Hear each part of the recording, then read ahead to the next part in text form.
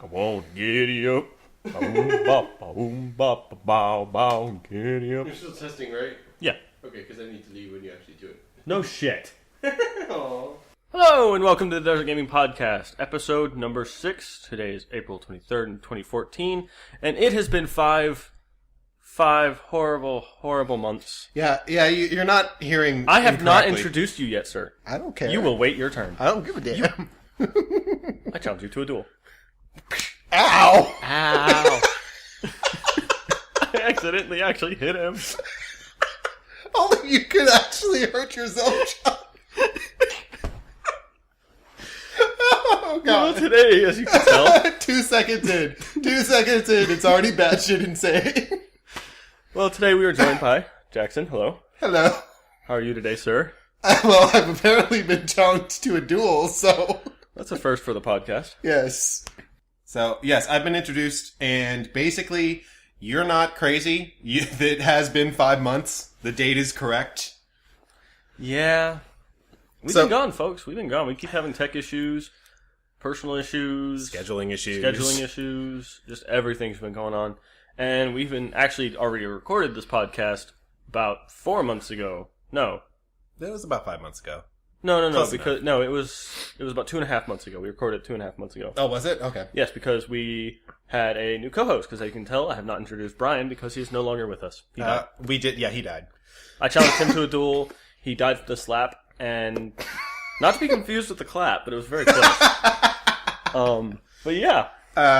Basically, we after episode 5, we kind of sat down with Brian, and we all came to a mutual agreement that we shouldn't continue with Brian being a regular contributor. For 30 minutes of the 2 hours that we usually spend doing this. Yes. No offense to him, but he agreed. He understood. Well, rest assured, he's still my roommate, so it's all good. Oh, there is that. And you heard him in the intro too. He's that was his exit. Yes, that was his exit.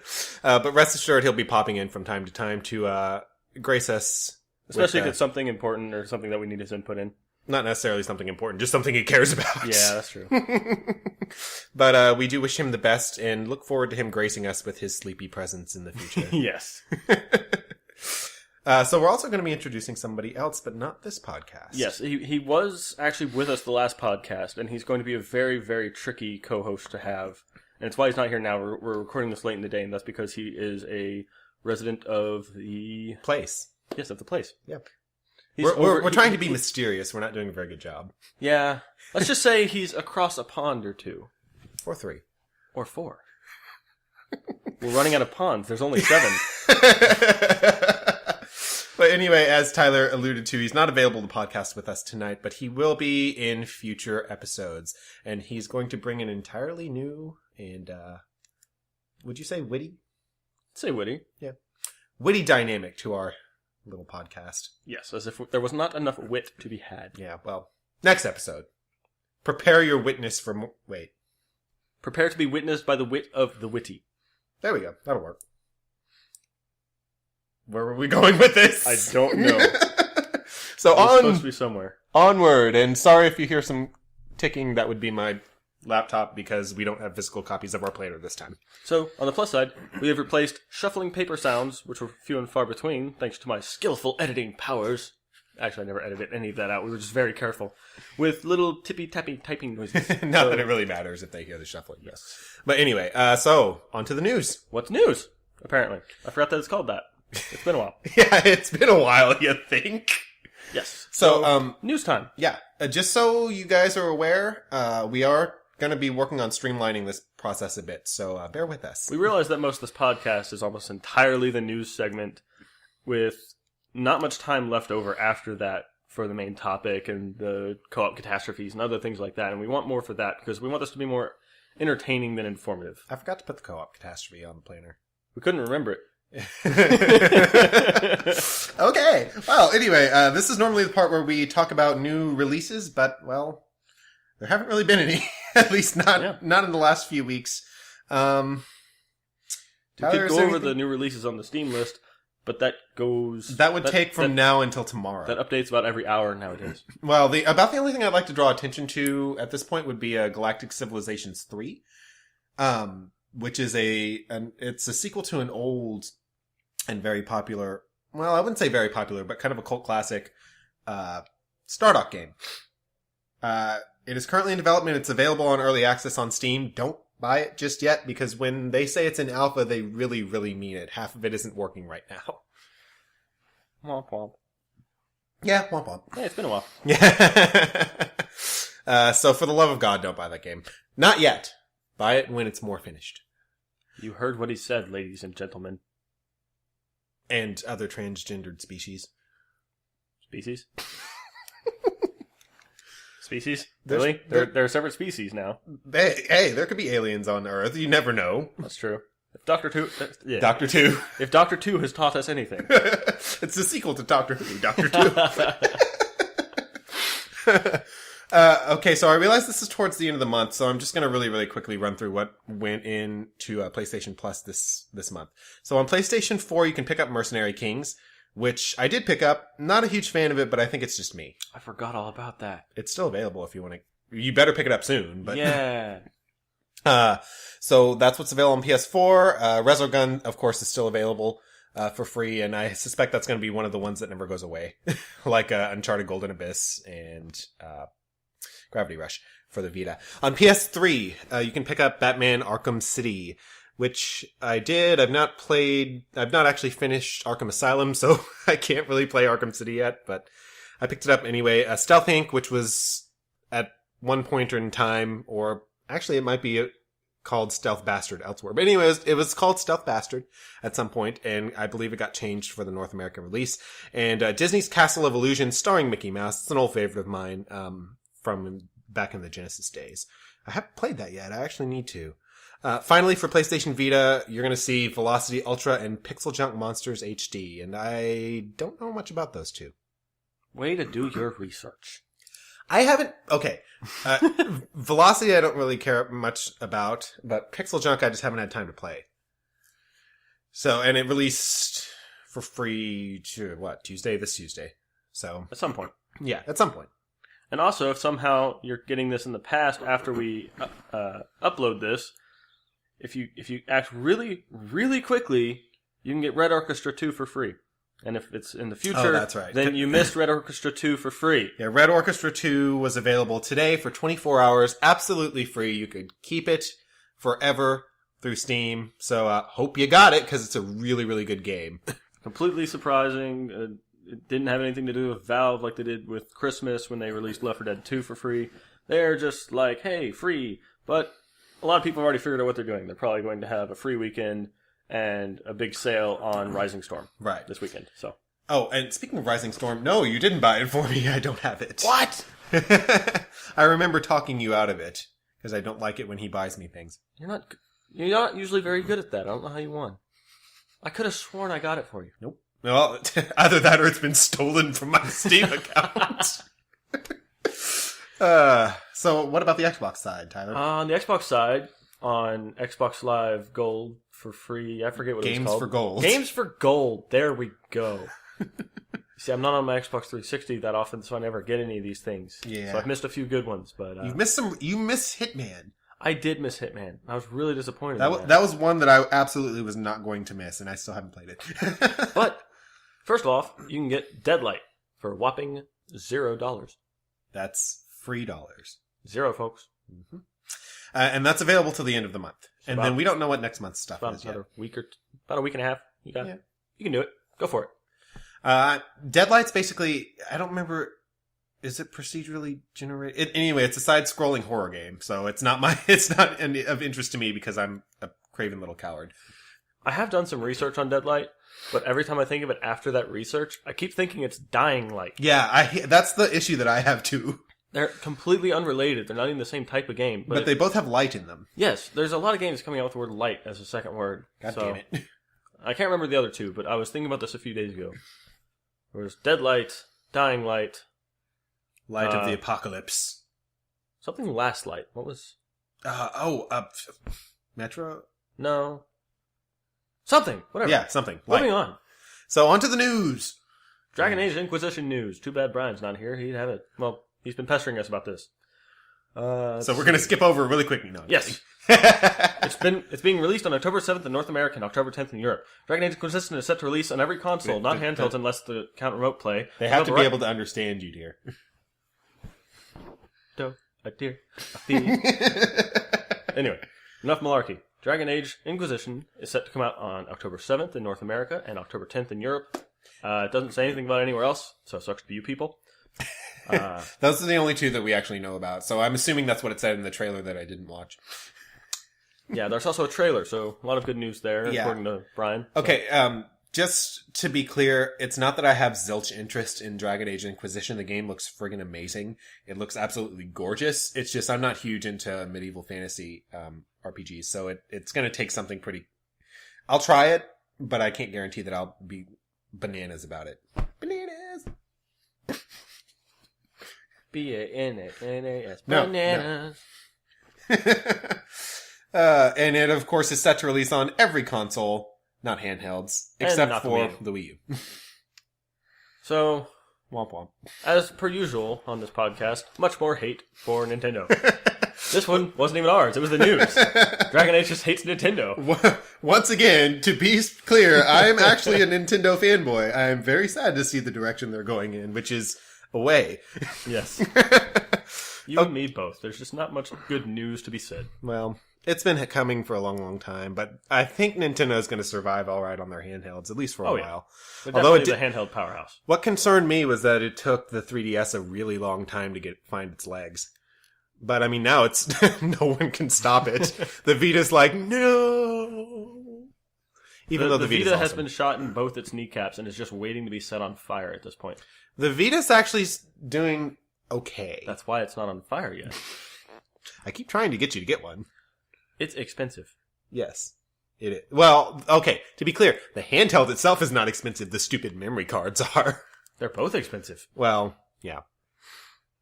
Anyway, so this was kind of the big news coming out of either this week or last week, one of the weeks. So the MPD released sales numbers for the lifetime of the next-gen consoles. So PlayStation 4 has sold a tremendous 7 million units through to consumers since its launch, which makes it one of the fastest-selling consoles in history. Oh, yeah. I think it is the fastest-selling console in history, actually. In contrast, Xbox One has sold 5 million units to retailers, so they probably moved about 4.5 to consumers. So now, why do we have these statistics like this? What do you mean? We have staggered statistics from different... Because, I mean, if they were both from units to retailers or both from units to consumers, then it'd be a much more fair comparison. It's probably... I would assume part of it is that Microsoft stepped in and said, no, don't tell them the whole story. Make it sound better than it actually is. I have a feeling Microsoft had something to do with it because, I mean, MPD doesn't care. Yeah. You know? So, spoilers though, we'll be talking about this a little more later in the podcast. Indeed. So, next up on our list, retailers may have leaked the release date for The Last of Us Remastered. And, because it's been 5 months, we might want to mention what The Last of Us Remastered is. It's basically the PlayStation 4 version of The Last of Us. So yes, they are going to be re-releasing the game on PS4, which I'm really excited for. Me too, because I'll finally get to play it. Exactly, and you'll actually get to play it in better graphics because it's 1080p, 60 frames per second. Yep. If the websites of several major retailers... Use your words. Best Buy, Gamefly, and I forget who the third one was. Might be Target? I don't remember. Anyway, if they're to be believed, Last of Us PlayStation 4 is going to come out on June 20th, and that was the worst sentence ever. Yeah. That's why I told you to use your words.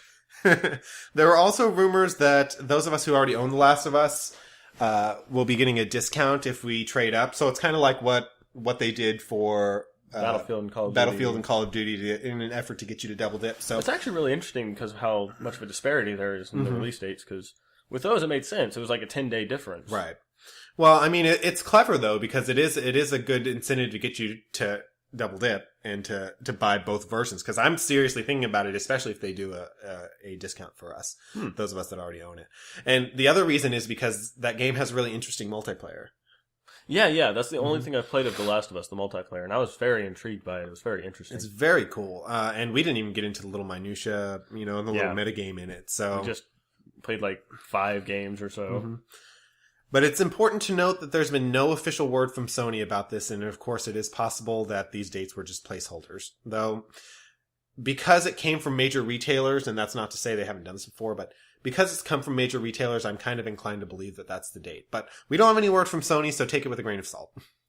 Because salt is good for your health. Unless you have too much of it. And then you have heart problems.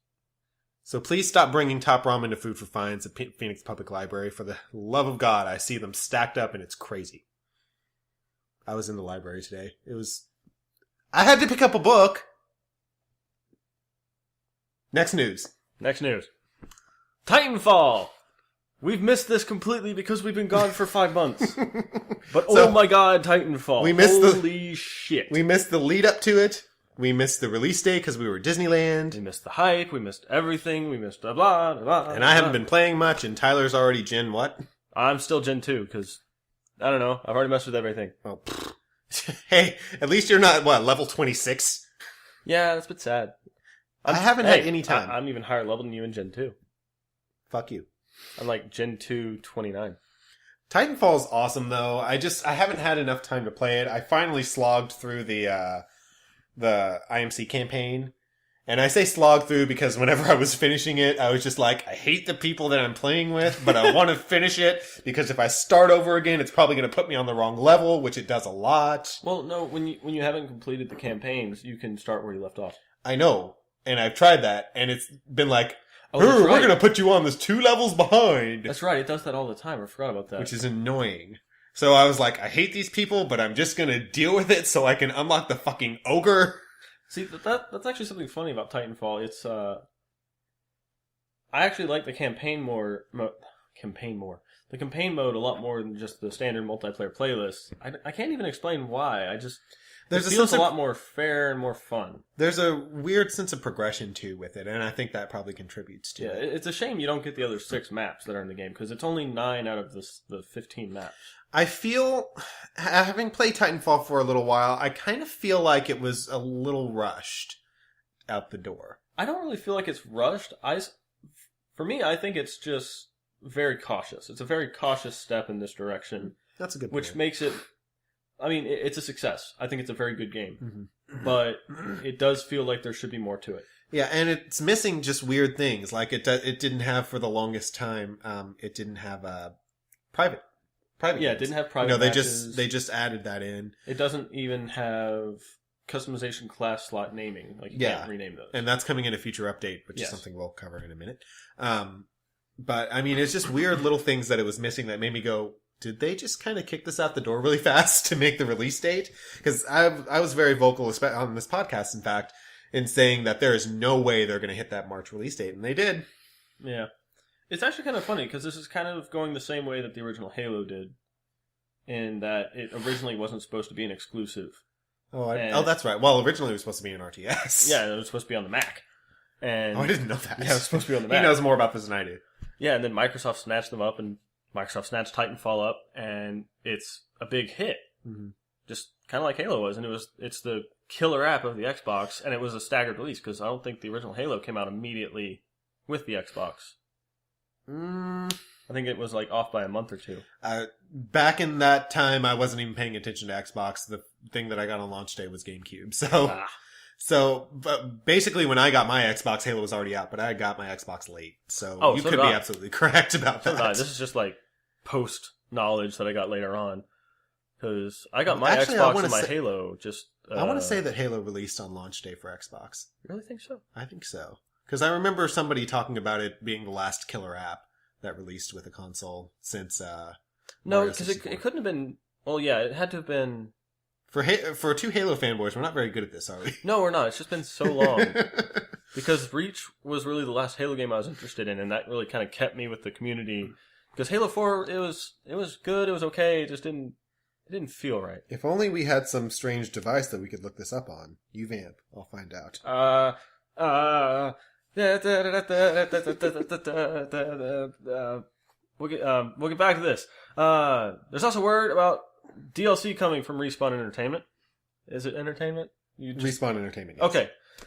It will be called Expedition, and it will release in May. And from what I can see from the screenshots that I've seen so far from my memory, there's some pretty interesting looking concept art for these maps. And it's more maps, which is kind of funny because that's the one thing that this game has in excess of. Well, but the maps seem interesting. I know that one's a swampy map. I read this briefly. One of them was like an overgrown city type place. Okay, I didn't see that one. No, I think that's what you mean by the swampy one. No. I don't know. Moving on. It was a launch title for the Xbox system. Oh, it was a launch title. Okay. All I can remember about it, besides that I didn't remember, is that it also didn't launch with Xbox Live capabilities. Right. Which was... Because Xbox Live didn't exist at that point. It came out a few months after the Xbox's release. And made waves. Yes, made waves. That was back in the reign of Couch multiplayer. Yes. Which Halo absolutely killed at, by the way. Oh, yeah. Well, yeah. I mean, the only thing that really killed at couch multiplayer before that was GoldenEye. Yeah. Well... And you can't go back to that. You can go back to Halo. Don't try going back to GoldenEye. Hey, I've gone back to GoldenEye. I love that game. Have you gone back to the multiplayer? I never cared about the multiplayer when I was a kid, to be honest. We were just talking about couch co-op, and you just said you never played it. I know. Actually, I haven't gone back to the multiplayer in any time recently, but... I don't know. I could still see that being fun. Anytime I think about it, I kind of remember the awkward controls. Well, it was a single joystick, so of course it's going to be awkward. I went back to Rogue Squadron 2 on GameCube not long ago. I was like, this is great. I love this game so much. Why do the controls suck? I don't remember this at all. Because, you have the single joystick, and that dead zone on that GameCube controller was horrible. Oh, for the GameCube? Oh yeah, that was one of the best designed controllers ever. Yeah, but the dead zone on the joystick was bad. That was very bad. It was very, very overly sensitive joystick. At least that's what I discovered. The C-stick one. Oh god, the C-stick. It was such a good idea to move from the C buttons, but it was just it was so poorly implemented, and it was never used right. No. Kind of like the touchpad on the PS4 controller. Yeah. Well, actually, that one hasn't been used poorly. It's just been used not good enoughly. Yeah. It's not like the Kinect, where nothing has been used right for that. So, yeah. Explosions. Yes. We got off topic, but this DLC will include 3 maps, and it will also have the ability to customize your Titan with decals, whatever that means. Well, basically, it's going to be kind of like... I suspect it's going to be like the... Words? The logo maker thing in Call of Duty. What was it called? Emblem Maker. Emblem Maker, yeah. Yeah. So I suspect it'll be something like that. Have fun watching all the penises on these Titans probably directly in your face as you rodeo them. Yes. That'll be kind of depressing. Anyway, bigger news. Firaxis has revealed their next project at PAX East, which is astounding because usually it takes 5 years for them to get one of these out the door. It is Civilization Beyond Earth. Okay, to be fair, they revealed it. They revealed it, yeah. They spoke nothing of a release date, so it could still take 5 years. No, it said 2014. Oh, did they? Yeah. Oh, okay. I missed that. So did I. Brian told me. I don't pay attention to numbers. I'll believe that when I see it, though. I never pay attention to numbers at the end of teasers, because usually instead of numbers, it says coming soon. Yeah, exactly. Or some 2 years from now, and I don't want to be gypped by those words. So... I am decidedly unenthused about this because I have learned from past experience that Firaxis is bad at releasing video games. They are, but they're still fun. They have a track record for me of sounding really cool, but releasing really shitty. Yes, but they're still very fun. Despite all the bugs and glitches and the shitty multiplayer, they're still loads of fun. Yeah. To this day, Civ 5 is still the top game on our Steam. No.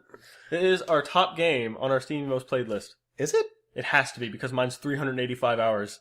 Okay, so you played way more than me, because my top game is Sins. Is it still Sins? I think so. That's a little sad. What? I love Sins. Sins I know, is awesome. But you never play it with us. You never play anything with us. Well, we miss you. Then stop being boring. It's not my fault. I'm either not in a gaming mood or you're playing something that I don't care about.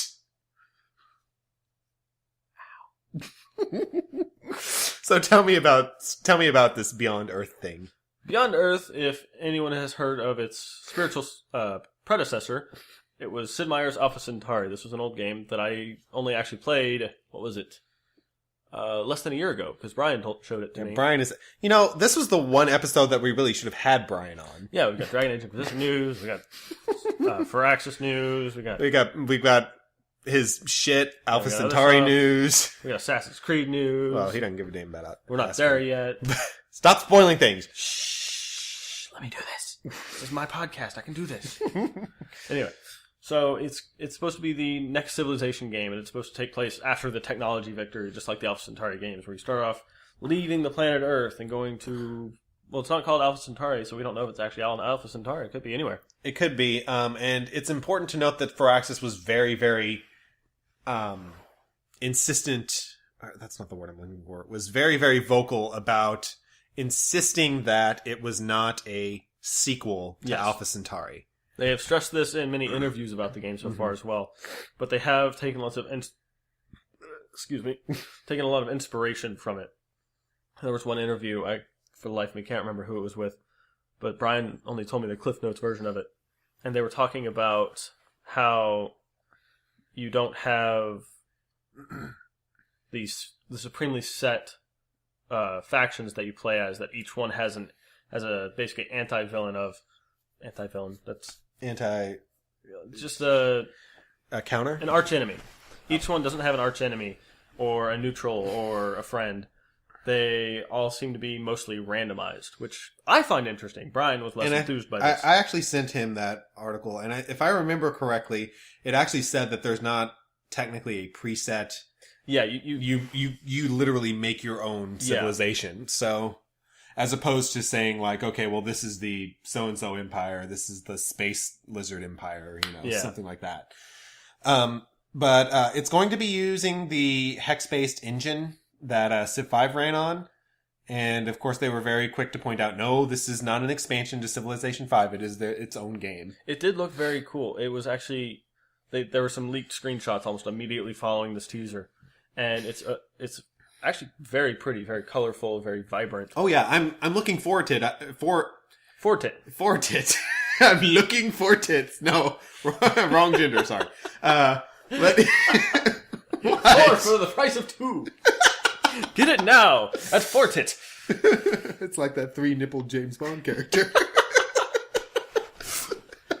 Wow, this podcast really got off the rails really fast. Total Recall +1. Anyway, what was I saying? I'm looking... Something about 4 tits.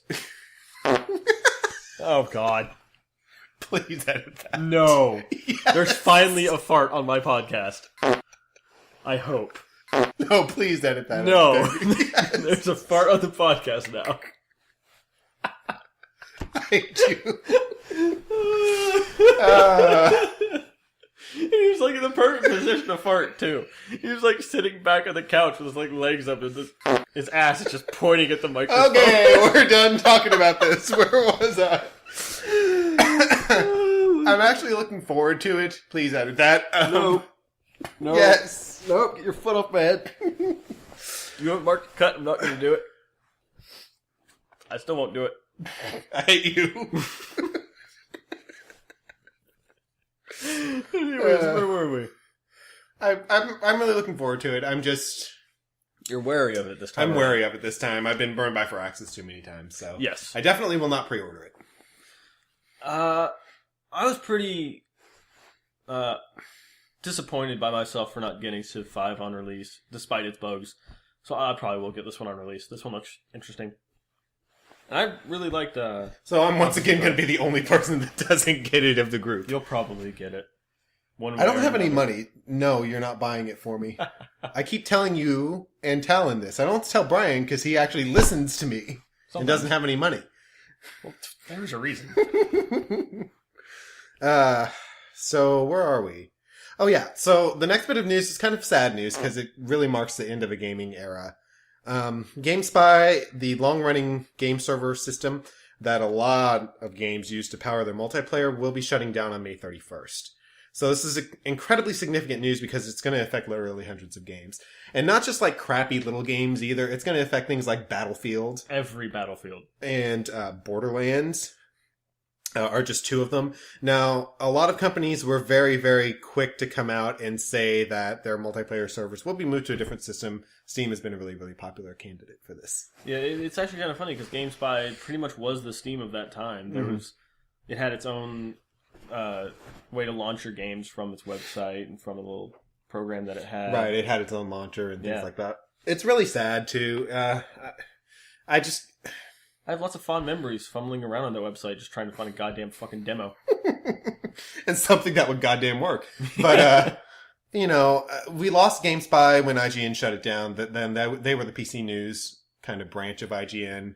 And they shut that down when they reorganized. And they were very quick to point out, no, this isn't the multiplayer server system. I don't know why that had the same exact logo and the same name, but it did. And now we're losing the actual server system. And rest in peace. RIP. So now I'll see all those things that says powered by GameSpy, and I'll go, oh. Yeah. We'll try to play those games again, and it'll say powered by GameSpy, and it'll be, oh. Well, a lot of them will move. Again, a lot of them will move to things like Steam. Yeah, but the game themselves will still have the logos on them. That's true. And we'll go, oh. So, we will probably... There's always things like Game Ranger, and this is a really good way for them to start kind of picking up some steam a little bit. Huh, that's true. Did there. But for now, those that have not announced that they're moving to a different system are just out of luck. And I'm sure there's going to be plenty of small games out there. And I'm sure there's a list of all the games affected. Actually, I think IGN has a list. I think PC Gamer has a list. I think every gaming website that's covering this story will have a list. Probably. I wish we had a list for you, but that list is very long. So yeah, like I said, hundreds of games.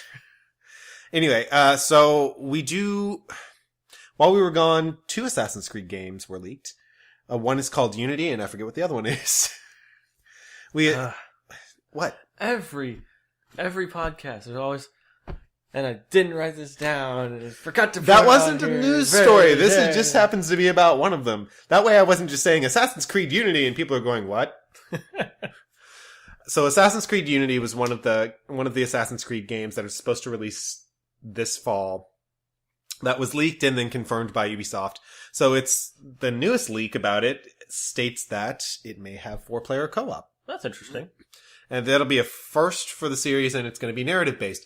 Is Unity the one about the slaves, or is it the one about France? I think it's the one about France, because I think it's the next-gen one. That would be awesome, because if you don't know, that's the one that takes place during the French Revolution. Right. Which Brian... We're going to keep talking about Brian. It. He lost his shit over it.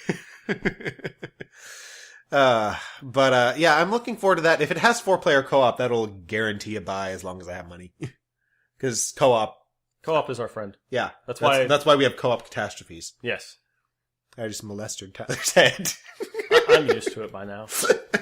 So you want to give us our final bit of news? This one. Oh, wow, we're at the final bit of news and it hasn't even been an hour, I don't think. Holy shit. I told you. Bravo. Well, actually, in this case, it was because there really wasn't that much news. I am trying to build you up here. God. Anyway, this one really shocked me, and it's something I thought about for a while, and this is literally the most shocking bit of news that I've heard in years. Like, there have been some stunning things, there's been some amazing things, but this one just shocked me, and I don't really have much of an opinion over because there's no details about it. And the composer behind all the music for the Halo franchise and the upcoming Destiny game by Bungie, Marty O'Donnell, he has been fired from Bungie. And on his release on his Twitter account, he said it was for no cause. Basically, he said, quote, he was terminated without cause. Yes. And clearly something went down. They had words over at Bungie. And yeah, Bungie does have a very good PR department, and they posted something very, very, very quickly, but very, very short about how they actually are saddened by this, which I can assure you is true. They're a very, very close-knit company. For those of you who are not familiar with who we're talking about, the chanting monks at the beginning of Halo 1, 2, and 3, that was him. No, it wasn't literally. He was behind that. No, he didn't just do that. He did everything based on sound. He was I know that, he but was the audio director. That was what he's Yes. most known for. The Chanting Monks, just audio orgasms worldwide. Not to worry though, Bungie has reassured us that despite Mr. O'Donnell's departure, Destiny will indeed ship with sound. Yes, and his actual music. So we're actually done with the news rather early. How Yes. long has it been? You have the timer.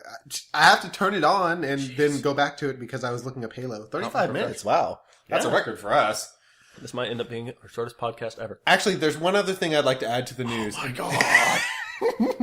We were so close! Speaking of departures from studios, Naughty Dog is continuing its kind of bleeding because they lost 2 more members of their team. So many companies are just bleeding people. Bungie's also lost Joseph Staten and one other, and Epic lost Cliffy B not too long ago as well. Well, that was actually a while ago. Well, yeah, it was, That was about a a long year time and a ago. half ago, I think. But I think I think this is kind of normal for a console shift, generational shift. We saw Naughty Dog do that whenever the PS3 came around. So, Shut up, PS4. oh, that was PS4. I was like, oh god, which computer is messing up? Windows Update, I'll kill you! Twice Windows Update has restarted my computer in the middle of a Sims game. Jeez. Yeah. You're a bit heated about this. I was not happy about that one damn bit. Anyway. So yeah, 2 more members of Naughty Dog staff has left the studio. I'm a little concerned, and this does bring up concerns for Uncharted on PS4. Clearly, I shouldn't say clearly. More than likely, they are going to be going back to the drawing board on the game, and they're going to be starting from scratch. Were they 2 veterans of the company, or? Yes. Ah. I can't remember. I think it was someone. I heard it this afternoon, for God's sakes. You'd think I'd remember this shit. I know that one of them was the voice of the villain that appeared in the teaser trailer at E3 last year. Ah. So, clearly something's going on with Naughty Dog. I really, really hope that Uncharted 4 gets off the ground and actually makes it to us. But I'm not going to complain if we continue to see more new IPs from Naughty Dog, especially coming into the next console generation. Because The Last of Us was fucking amazing, even though I haven't played that much of it. Okay, so now we're really done with the news. Are you sure? Yes, promise. No more surprise popping ups of things? Yes. Not to be taken wrongly? Well. Okay then, Jackson! I know you've all been waiting for this forever because this is our most popular segment by far. Wink, wink, nudge, nudge. I have no fucking clue. We don't get Please much tell feedback. us. Please tell us at desertgamingpodcast@gmail.com. We like Probably both. sounded horrible. We That was both not had in sync at all. desertgamingpodcast@gmail.com. We'll get this eventually, guys, I swear. I love how we both had to think about it. It's like, is that really what the email address We is? haven't talked about the email address in forever, so... Okay, and those emails go directly to my phone, so please. You'll have a very, very good chance of making it into the podcast. Oh, yes. We have we have space now for multi-questions, everything, so send us your feedback, comments, We are questions. streamlining, so... Yes. Send us your co-op catastrophes and all this other fun stories, and we will talk about them, laugh at you, and laugh about Or them. with you. Or mostly with you, unless it's embarrassing to you, then we'll laugh at you. And still with you at the same time. Yes. We don't want to scare them away. Well, he will. I'll laugh at you. But we love you. Yes, we do. Anyway, on to business. Yes. Jackson, what have you been playing? So, I figured since we have been gone for so long, we could take some time to talk about the games we've been playing in the entire 5 months and the games that have released as well. So, before our Disneyland trip, we really got into PvZ Garden Warfare. We did. That game is the shit. It is quite fun. It's It's very well done. It's very well done. It's a kid's game, but not really a kid's game. It's one of those E-games. No, it's actually teen, isn't it? Is it teen? It's either teen or E13. Or E10. E10. E10. I think it's E10. It's one of those E-games that's actually an E-game. It's not, It's not gory. It's not bloody. There's no sex. There's no... violence. There's not even technically death. There's comic mischief, but that's about it.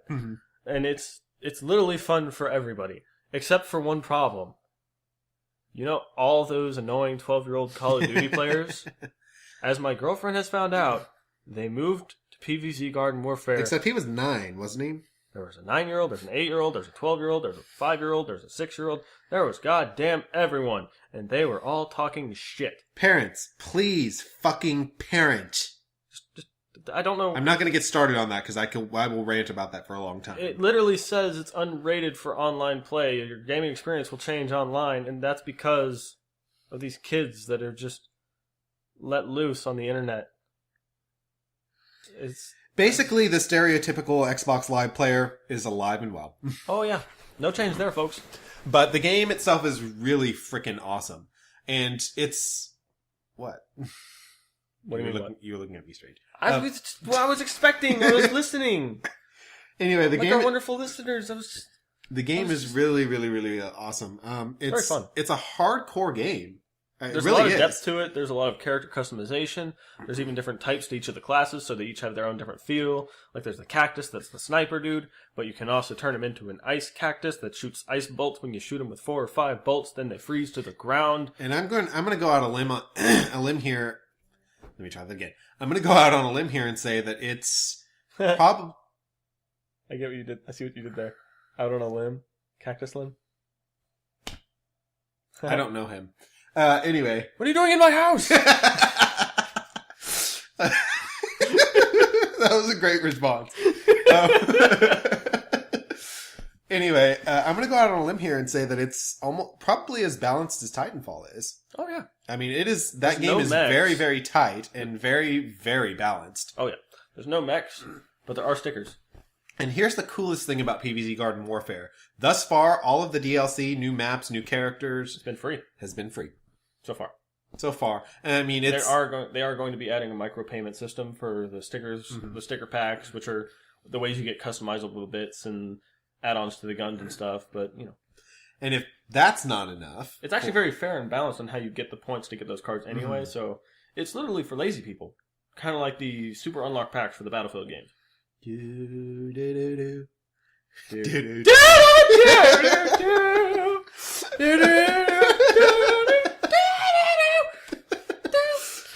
Every time. Okay, so this is like what you're hearing now. So clip the I know. What you're hearing now, our poor listeners, is basically the theme music that plays between rounds. And every time Tyler and I are listening to it, there's this one part that just goes do do do do do do. Speaking of like the chanting monks from Halo, it's just kind of like that, but silly. It's just this like 3 guys harmonizing. It's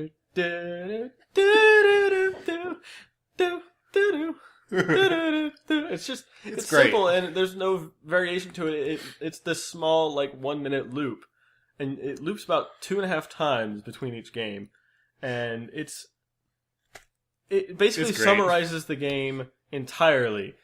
It's silly. It's the only PvZ game that I've ever played that I give a shit about because I don't like tower defense. So, but that game is amazing. And if that's not enough for you, it's $40 on Xbox One. Oh yeah, and $30 on Xbox 360 if I'm not mistaken. So it's not even full price game. Indeed. Another game that came out that I kind of got addicted to for a little while and I've broken the cycle is Infamous Second Son. Yeah, you brought that over. Yeah, you played a little bit of it. That game is really, really good and ungodly beautiful.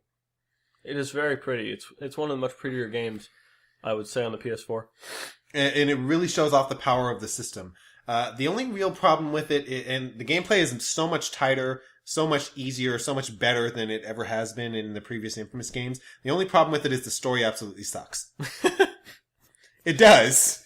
It's another one of those clear moral system games, and this time around, though, they took a step back, and they have no hold over what happens in the story, from what we can tell. Well, and I've actually finished it, so I can tell you, this doesn't change all that much.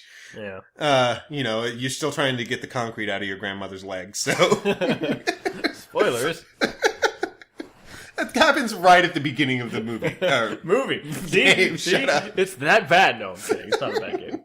It's not a bad game by any stretch of the imagination, but don't expect a Last of Us style story to it. It's really not that great. You're trying to get rocks out of your grandma's legs. It is literally about killing people and then reviving them. And then killing them again. And then reviving them again. And then killing really them not. again. It's not? No. You don't just run up to random people in the street and beat them to death? That's only when I'm doing... No. You beat them to death. You don't resurrect them. No, I'm talking about the random people, not the bad people. I know. You beat them to death, but you don't resurrect them. There's no resurrection thing like in the There is a lockdown? resurrection, but there's no... You can't kill somebody and then revive them. You could do that in Infamous 2. You could? I Yeah. don't remember that. I see videos of it all the time. People... You can't see my hand motions. Yeah, I was about to say, Tyler, this is an audio podcast. I forget that sometimes. But yeah, the game's really, really great. It kind of... The best character in it is not the main character. Delson's an interesting character, but they just don't explore some of the themes that they really should have explored. Like, really, when you're playing as an evil character, you just feel like a douchebag. You don't really feel like someone who's really evil. You just feel like a teenage punk. No offense to teenage punks. Well, it's also kind of weird. There was a little bit of a dissonance between what was his name again? Delson. There was kind of a dissonance between Delson and cutscenes and Dildo Son in actual gameplay. Yes, I did just make fun of his name by calling him Dildo Son. I was about to say, did you just have a stroke? What was that? Because in the about hour and 20 minutes or so I played of it, and going through the story, in the cutscenes, he seemed like, he was kind of a nice guy, but in the voiceover bits, when you're actually playing, he's just kind of an asshole, yeah. Yeah, so... It seems to me like they didn't want to run the cutscenes like too differently, and it just it hurts the game quite a bit. And without going into spoilers, it's just... And you might be thinking, oh, that's just because you played evil, but the cutscene stayed the same because that's just how the game is. No, I was playing good. And I've actually played evil, and yeah, there is a difference in the story, but it's really not that significant. Like I said, you're basically just more of an asshole. As opposed to actually being evil. Instead of gently bringing the concrete out of the grandma's leg, you just rip it out? Yeah. Like with the leg? Well, I actually know how it ends, so I'm not going to spoil it, but... anyway. Spoilers. No. Welcome to Spoiler Cast, where we spoil everything. We're not really. No. Let's see, what else have I been playing? I have been playing Sins of Solar Empire Rebellion. We know. And I've been playing mods on that. You've been modding a lot lately. I love mods on Sins because they're usually... It's so easy to use mods in that You game. posted a blog about this recently, I did post a blog about it, and basically what that article was about, my love-hate relationship with modders. Go check it out on ign.com/inuhanyu1701. ign.com/blog/inuhanyu1701. Yeah. And forgive me because I was very tired when I wrote that, so it's not... There's no paragraphs! It's not 100% coherent. I am going to go back and you kind of... You didn't indent.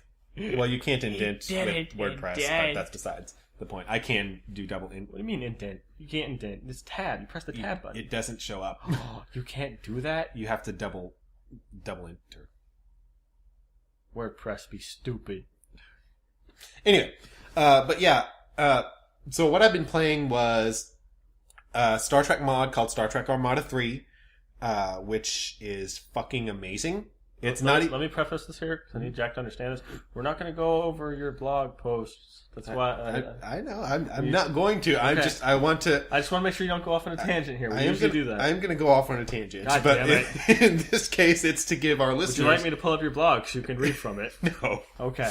It's just so our listeners are aware of these different mods. So Star Trek Armada 3 is basically a quote-unquote spiritual successor to the Star Trek RTS games named Star Trek Armada. I did not know that. And it's gone so far as to pull some of the assets, even the sounds, and it's so well done. It could stand alone as its own game. And it's not even done yet. So if you're a Star Trek fan, I very, very highly recommend you go to that one. That seems a bit weird to me, though, using the same sound things from an old game like that. That wouldn't seem to fit right with me.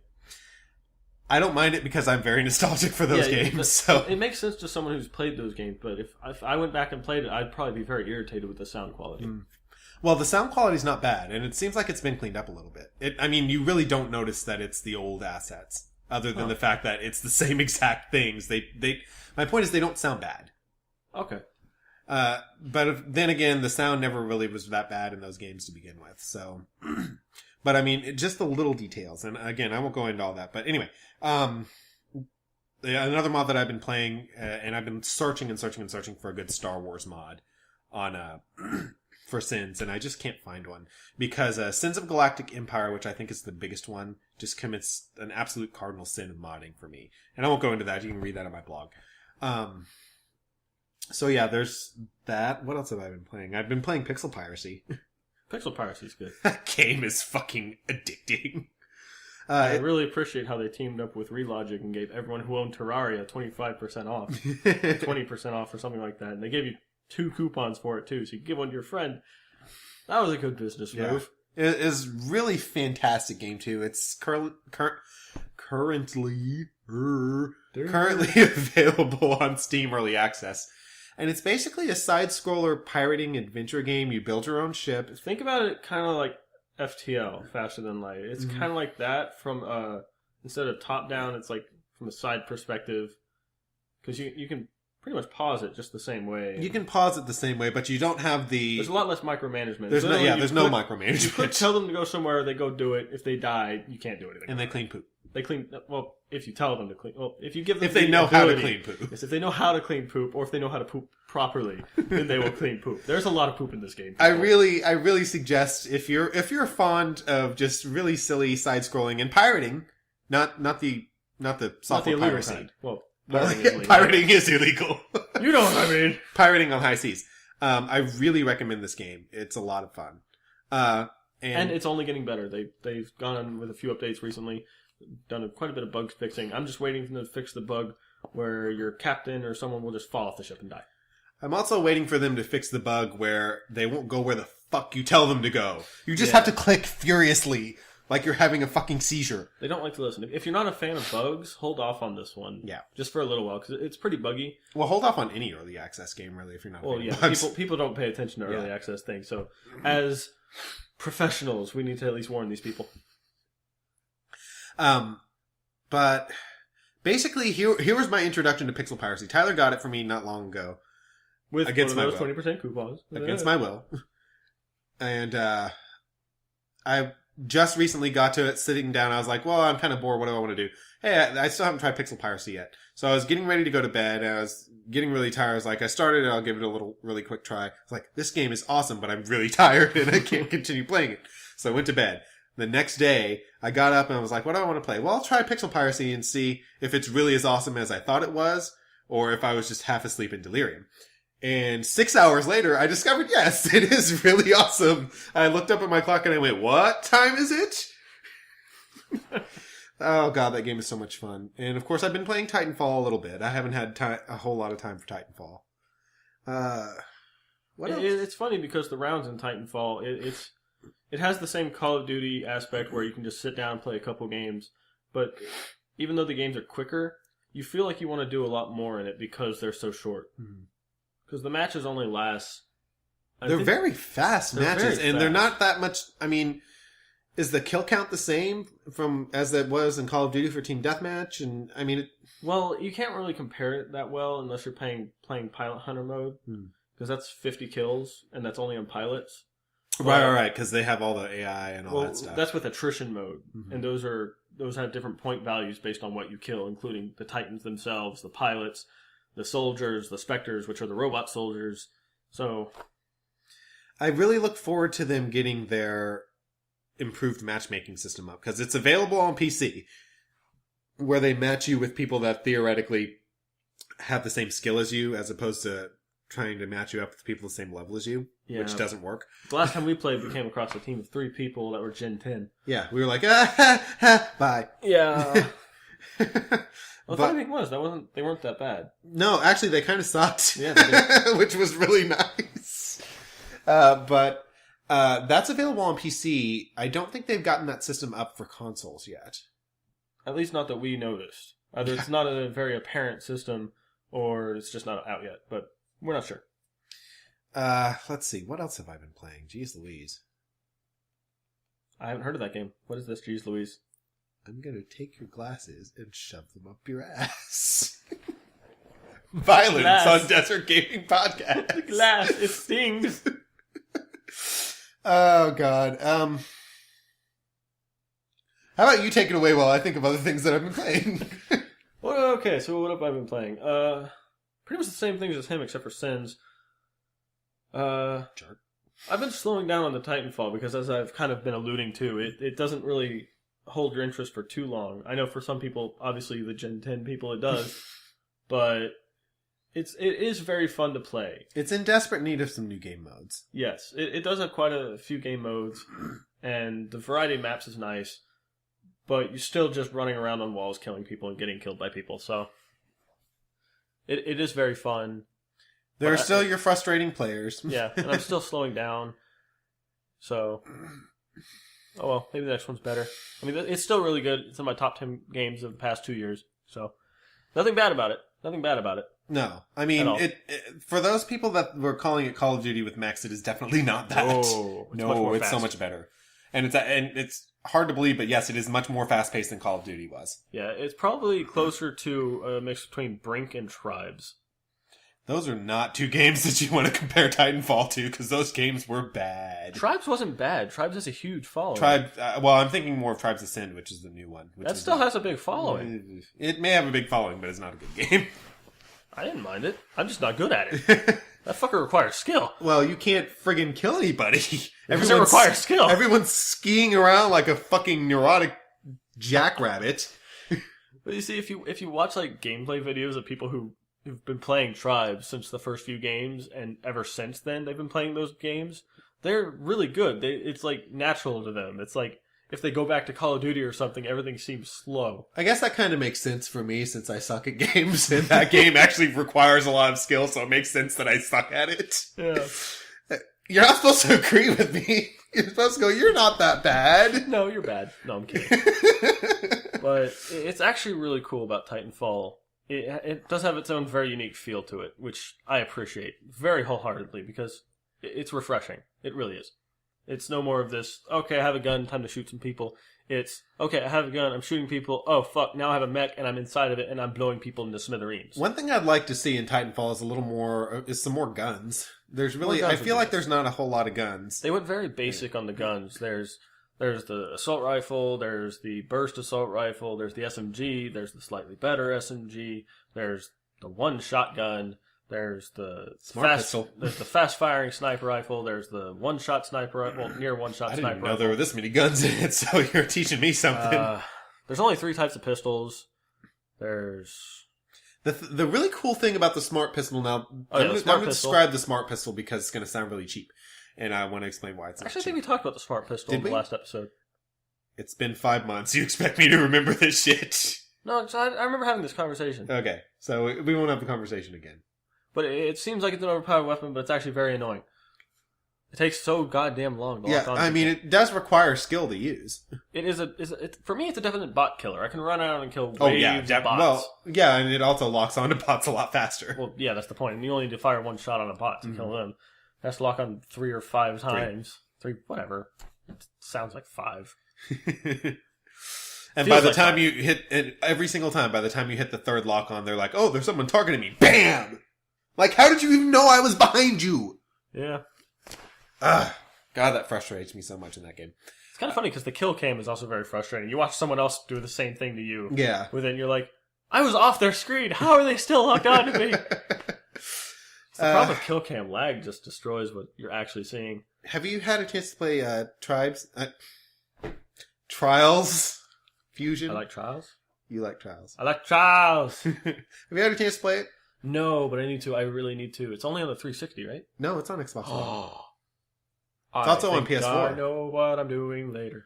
It's also on PS4. It's also on PC, but I don't really want to play it on PC. Yeah, it's not a PC game. It's not. Well, you can use a joystick with it, like a gamepad. Yeah, but I have a hard time doing that. No, the main ones I have don't have any support.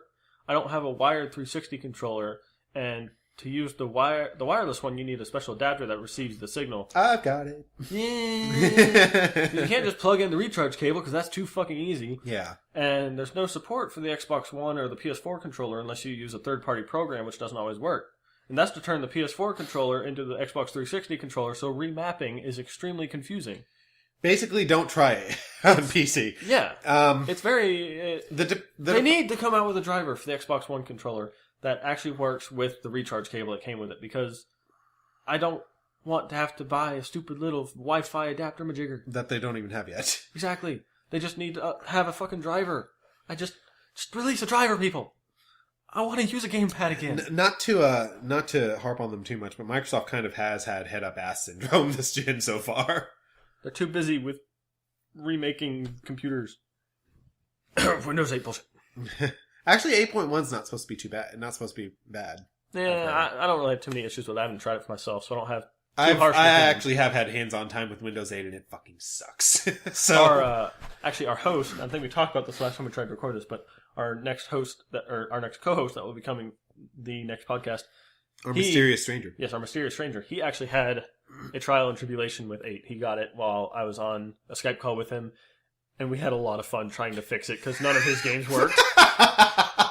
Oh, Microsoft, when will you learn that PCs are primarily used for game? No, I'm kidding. They're usually used for work. But even then, it's like, okay, yes, I got this new operating system for my work, but now Microsoft Office doesn't work.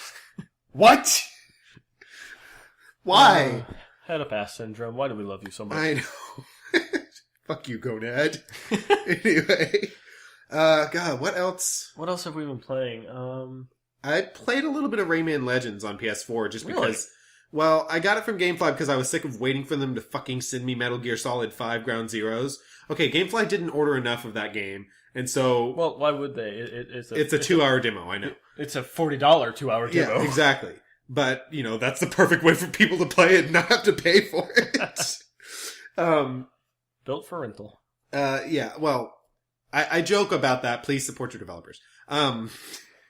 But yeah, they didn't get enough of them, and it was like, all the comments I was seeing was like, why haven't you sent me this game? So, I haven't had a chance to play that. We love you, Gamefly, but come on. Yeah, Come on. Sometimes you just frustrate the living shit out of me, like the fact that you don't have Dragon Age Inquisition on there yet. Well, Really? no one does. Yeah, I I talked to know. you about this before the podcast. No one really has reservations up except for Origin. And they just announced the release date and the different editions. I think they're still announcing them. But as far as Brian knows... BioWare has been very, very strange about how Dragon Age is coming out this time. Yeah, I'm kind of concerned about it. I'm kind of worried that it's... I mean, I always have this mental, back of my mind concern about games without numbers, if it's a sequel. They always tend to do... Not exactly Weird worse, shit. but they tend to be a little off. Like Fallout New Vegas. It's better than Fallout 3, but it's still not... I don't think it's as popular as Fallout 3. That's debatable. There are people that really, really liked Vegas more than Fallout 3 and vice versa. So, I mean, that's a debatable thing. Because it did things well and it did things poorly. I mean, that was stupid for me to say. It think? It did things poorly. It was the worst of times. It was the best of times. But, I mean, it did things better than Fallout 3, but it also did things worse than Fallout 3. Yeah. You know, so, I mean, it just depends on... I've been told that because I was not a fan of Fallout 3, I might like New Vegas a lot more. I was the one that told you that. I never tried it. You're an ass. It wasn't me not wanting to try it. I do want to try it. It's just I haven't had time. But you also have to bear in mind how it depends on why they're doing it without a number. Like, if you're Kingdom Hearts, you're just doing it because you're fucking assholes. Yeah. And you're doing a lot of, spin-offs that are actually part of the canon, which makes you assholes. That's something I really hate. I hate when unnumbered sequels are part of canon. Exactly. And they act like they're not. Like, all those stupid fucking Kingdom Hearts handheld games are what killed Kingdom Hearts for me, because I didn't have the handheld. Exactly. So I was completely lost on who this new blonde-haired fuck was. So I stopped. The new, you mean Titus? Or not Titus. Fuck if I know. He's blonde-haired. What the hell's his name? He looks like Sora, but he's blonde. Yeah, the new kid. He's from Kingdom Hearts 2, actually. Is he? Yeah, that's where he was introduced. Oh, that's right. I never even played Kingdom Hearts 2. I haven't finished Kingdom Hearts 2. I could not beat Riku in that fucking Oh my final god, fight that after Maleficent. Yeah, and then you had to get spoilers, by the way, for how many year old game. But yeah, that fucking battle, I had to cheat to get through that. Really? I cheated all the time back then. Oh, I know that, but I mean, I could. Oh my god, that was And here's the funny thing. The cheats didn't work. I got in. I was like, no, it's not working. See, I remember boss fights like that, and I'm really geared up to play the Dark Souls games. I wanted to play Demon Souls. I want to play Dark Souls. And now Dark Souls 2 is out, but it's on Xbox 360 and PS3. And I really want to play it on Xbox One or PS4. And I could play it on the PC. But why? I don't know. Maybe I'll just get it on the PC anyway. But then I can't rent it. Monies. And I just think, do I really want to Shut up PS4? Why don't we mute the TV, huh? Maybe. I really wonder if subjecting myself to these infuriating boss fights that are very tuned into a specific way of fighting, and I wonder if it would really be healthy enough for my psyche. I want to try Dark Souls. Oh, I do too. And I've got it on my game queue, so if they actually send it to me, I'll bring it over. But I know for a fact that when I actually try it, I'm going to fucking hate myself. Yeah. I'm thinking... I think when I do get it, I think I am just going to get it on the PC. Just say, screw it, I'm going to record it. That sounds like something fun to do. Yeah. I wish it had multiplayer, that'd be cool. It does, technically. Oh yeah, but it's asynchronous, isn't it? And I think I don't think it's in the second one. No, it's called invading. Right. You can invade people's games and you try to kill them and you gain their souls that they've gathered. Or you can help them. I don't know how it works. Neither do I. Maybe we should play the games. I plan on playing this one. Like the last two, I was like, this game looks really fun, but it looks very hard. I'm scared. Doesn't look very hard. It advertised itself as being very hard. Everyone talks about it being very hard. I mean, I wouldn't trust the company to say that kind of shit, but I trust the people who played it. Yeah. I've watched these games being played. It looks very hard. But then again, there's a lot of mechanics that I'm watching these playthroughs, and I'm just like, well, why don't they... Wait, what are they... I think I need to play this game. It looked like a frustratingly throw your controller across the room, annoying hard game that I really still want to play. Yeah. And I haven't had a throw your controller across the room game in a long time. I know. It's really harking back on the old days lately. These games that are just so frustratingly hard, which is good. It's refreshing and it's nostalgic. Because there's all these indie games that do it too with these roguelikes that just are FTL. Yeah. Oh my god. FTL. Pixel piracy is even hard like that. Although it's kind of hard because the bugs. Yeah. Those bugs. Those bugs. Them bugs, man. Them bugs. But, so we'll have to try Dark Souls at some point. We'll let you know in the next podcast if we play it by then. Turn back on, planner. Sorry, I had to diddle his computer. While we were talking about that, I thought about two other games we've been playing. We've been playing Faster Than Light Advanced Edition. Oh, that's right. That's true. We have been. Tyler, stop fucking dying. Every time I play the game, he dies. Because I name all my crew members after my friends. So. And aren't I always the pilot too? No, I'm usually the pilot. What am I? If I choose to not put myself in the game, you're the pilot. Yay. But I'm number 2. Let's see. You have been the robot people. And I've been the Enchi, you mean? No. The new ones. The Lanius. Oh. In the Advanced Edition. The thing that you were just talking about. I was confused. You said I've been them. I was like, they've only ever tried to kill me. Like, you started with the new ship, right? Mm-hmm. I didn't get the new ship. Did you turn on Advanced Edition stuff? No shit. That's why I know who the Lanius are. I've killed many Maybe of it's them. because I beat the game. Because you guys haven't beat the game yet. No, I can't beat it. I swear to God. I've even played it on easy mode. I find this hilarious because I'm usually the one that can't beat games. What really sucks is my most recent playthrough. I don't know why. I was kind of batshit insane at this point and how frustrated I was that I couldn't beat it because I just lost. And I decided to go to a rebel home sector. This was the smartest idea ever. Clearly. No, actually it really was, because I fought the prototype for the mothership, the flagship. Oh, really? Yeah, it was interesting. The flagship without the giant wing cannons. Huh. So it was -4 of its guns. See, I always... And I killed it surprisingly easy. It was so easy to kill, and I got this amazing gun from it. And all this scrap, and I was so decked out after that. I was very damaged, so all that scrap went to repairs. But I still died so easy at the actual boss fight. I can't win. You know, here's the thing that I found, and I actually got to the boss fight in the Lanius Cruiser, but I didn't have the pieces that I need, so I'm like, I'm starting over. Because I can't do the boss fight without a crew teleporter. You have to have a crew teleport. You have to have a crew teleporter. You have to have full shields. That's my strategy. Because then you can absorb the damage, and then you send your crew in and take out their weapons one by one. Because they can't repair. Once you kill the person in the weapon because room, they're sectioned off. Right, they're sectioned off. See, my last strategy these past few times I've actually gotten there is use the new mind control device. Yeah, the mind control device is really cool. It is. I just wish that it lasted long enough for them to actually take down these bits. Well, have you upgraded it? Yeah, I've upgraded all the way. Oh, okay. Okay. At least 2 of the times that I tried this. They don't seem to kill it instantly. And I also try to take out the weapons or something in the system, so all the people just come running for that one guy. Mm-hmm. And he doesn't seem to die. Yeah. Like, if they're mind controlled, they don't seem to kill each other. You have to finish them off with a missile or something. See, here's the awesome thing about the Lanius Cruiser. It comes with a hacking robot, a hacking bot, that, Oh, yeah, the hacking machine. I haven't been able to get one of those yet. Basically, it not only... Oh, no, I know you it can does. power it off, but the best thing about it is it locks the doors. Yes. And that is so awesome, because I've done this once where in, like, a 2-square... weapons room, I set the square on fire and then had the hacking thing in there and he couldn't get out. He was like trying to put out the fire, and then he realized his health was getting low. He's like, no, I can't get out! I can't get out! It's great. Oh, that's funny. FTL. FTL is such a good game. Mm-hmm. I think it was... That was one of the first games I played on my channel.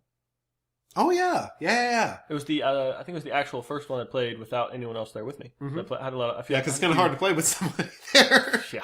I mean, it'd probably be fun. Be interesting. Mm-hmm. Dual commentary. It's always fun.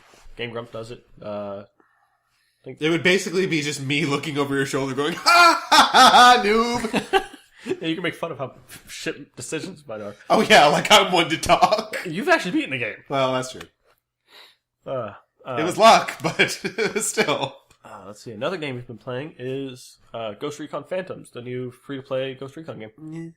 Yeah. I'm leaning towards I'm not crazy about that game. It was actually really fun for me in the beginner levels because it was fairly balanced. Everyone had the same kits unless they used real money to purchase something, but even then it wasn't that annoying. And then as soon as I got into the all-players mode, it was just outrageously unfair because people had these like tier 7, tier 8 things, which... You have to use the money to buy each gun incrementally. You can't just skip them unless you buy the unique ones, which cost only real money. And which is annoying because that's pay to win. Yeah, it's kind of because they're the same guns you can get normally, I think. I'm not sure. Whatever. And basically, you can't skip a gun, and they're all pretty much straight upgrades, except for, as far as I know, the sniper rifle. The second sniper rifle is a faster firing, lower damage one, which is kind of norm for how sniper rifles work in video games, where there's one fast firing one super high powered one, but the only difference is fire rate. Now, I'm not... Myself, I've played all of 2 rounds of Phantoms, and both pissed me off so much. It's a lot more fun with people you can communicate with. Yeah, it is, and it didn't help that I was placed on 2 really crappy-ass teams. That never helps. No. So I'd like to try it with a competent team, and I'd also like to try playing with Tyler. But can't do that right now. It's just, I don't like how heavy you feel. And that's been a big criticism of the Killzone games in the past, not Shadowfall, but the previous ones, is that you feel really heavy and slow and lumbering. And I just don't like that. It actually makes sense in this game. It makes sense in the game. Because it's supposed to emphasize the cover-based combat, which is what most of the Ghost Recon games are all about. And I'm not saying the game is bad, I'm just saying that I'm not crazy about it. That's not saying the game is bad, because the game is very, very good. It's just not my style, that's all. Yeah, so... but I'll certainly give it more of a try. It's free, so try it if you want. Mm-hmm. Just remember, it changes after you're not a beginner anymore, so once one of your classes hits level 8, prepare for fuckfests. Or just start over. But also, don't be discouraged, because it seems like there's only two or three maps in these first 8 levels, but as soon as you get through that, there's 6 more levels right after that. Oh, okay, because that was what I was like. I've only ever played on the same damn map, so... Yeah, and you don't have to play in the beginners server list. It's just a better idea. Oh, yeah, it's a much better idea. If I could go back, I would. Oh, that's right, because you're blocked out of the beginner matches once you're level 8. Which is sad. What else? It seems like there's something it's a big one that we're missing.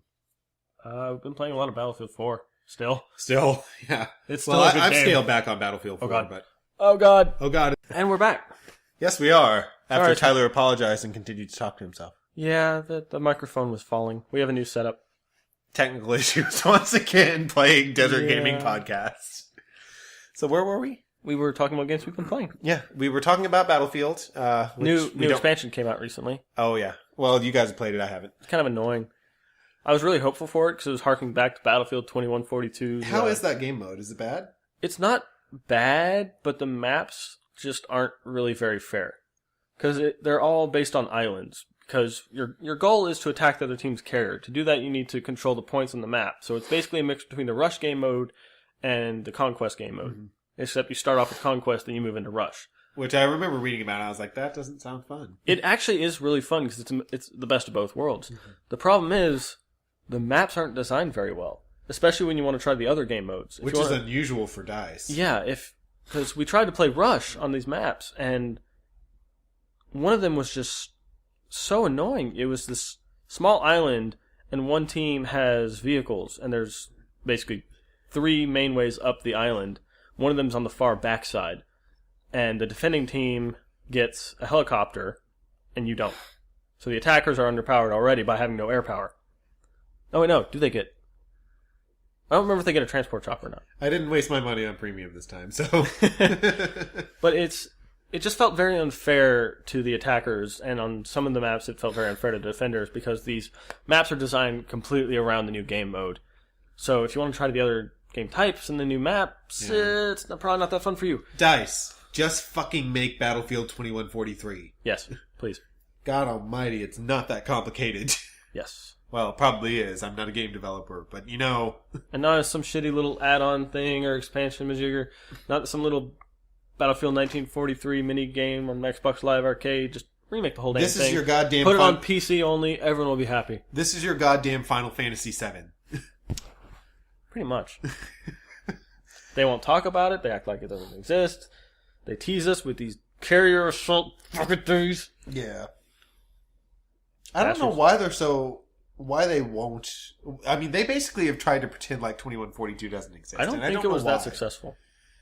I remember when I first got it, I had trouble finding servers with people in it. That's true. But it has a cult following. It does, but cult followings don't get you anywhere. That's true. They don't make money. Well, I mean, Firefly got a movie. Yeah. That was a big cult following. Yeah, that's a bigger cult following than anything, I think.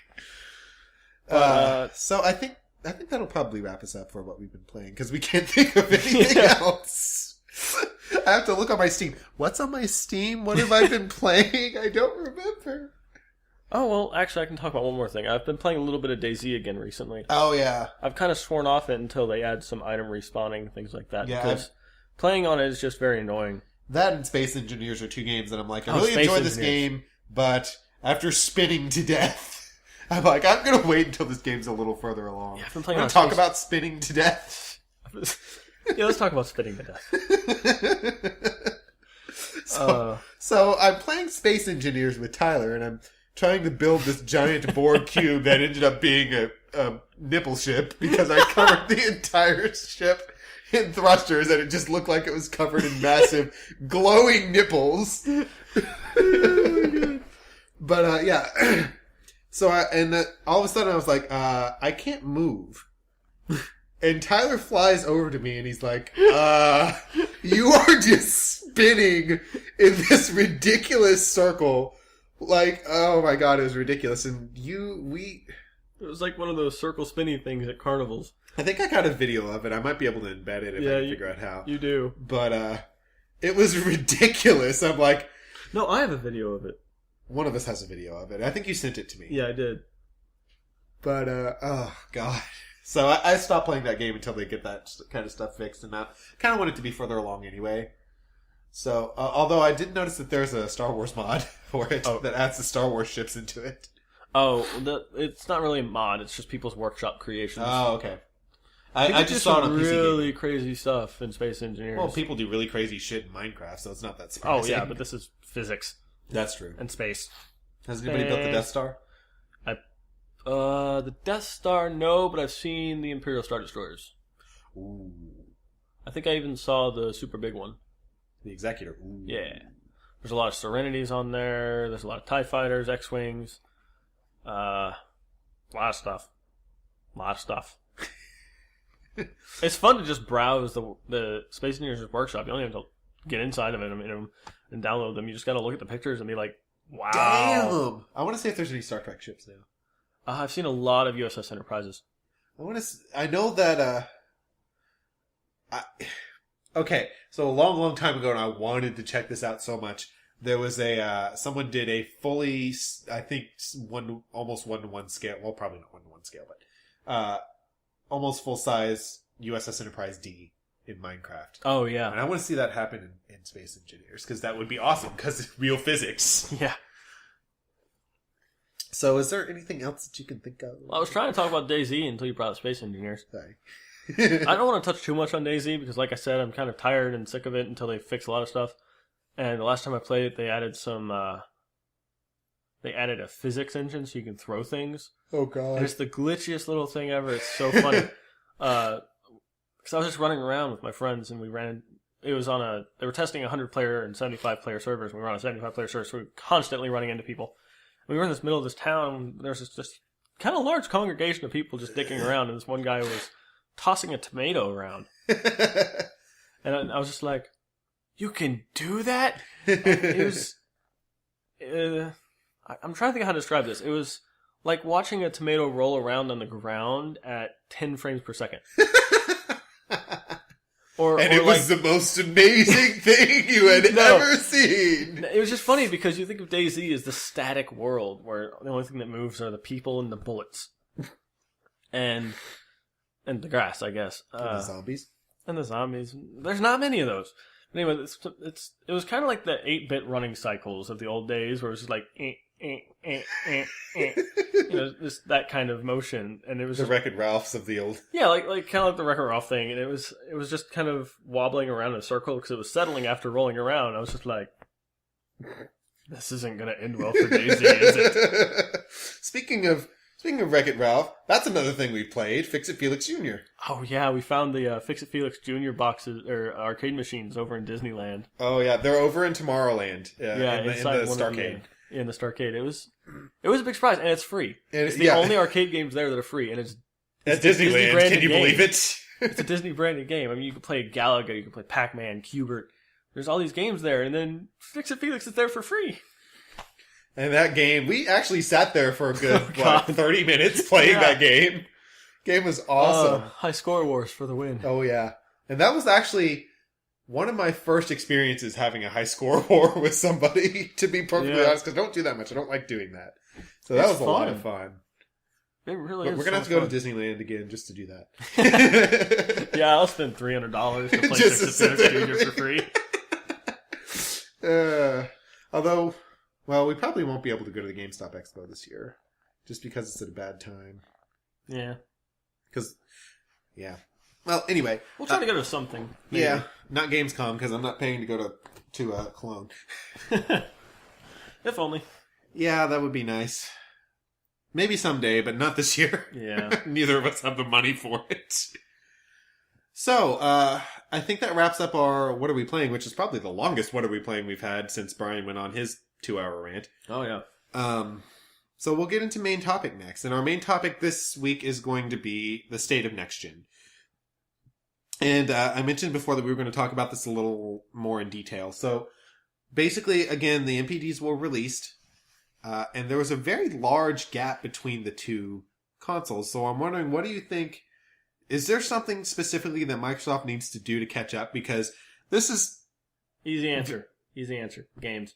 Well, yeah. I mean, games. There's not nearly enough games on the Xbox One. But there's not nearly enough games on the PlayStation 4 either. But there's better games on the PS4. That's true.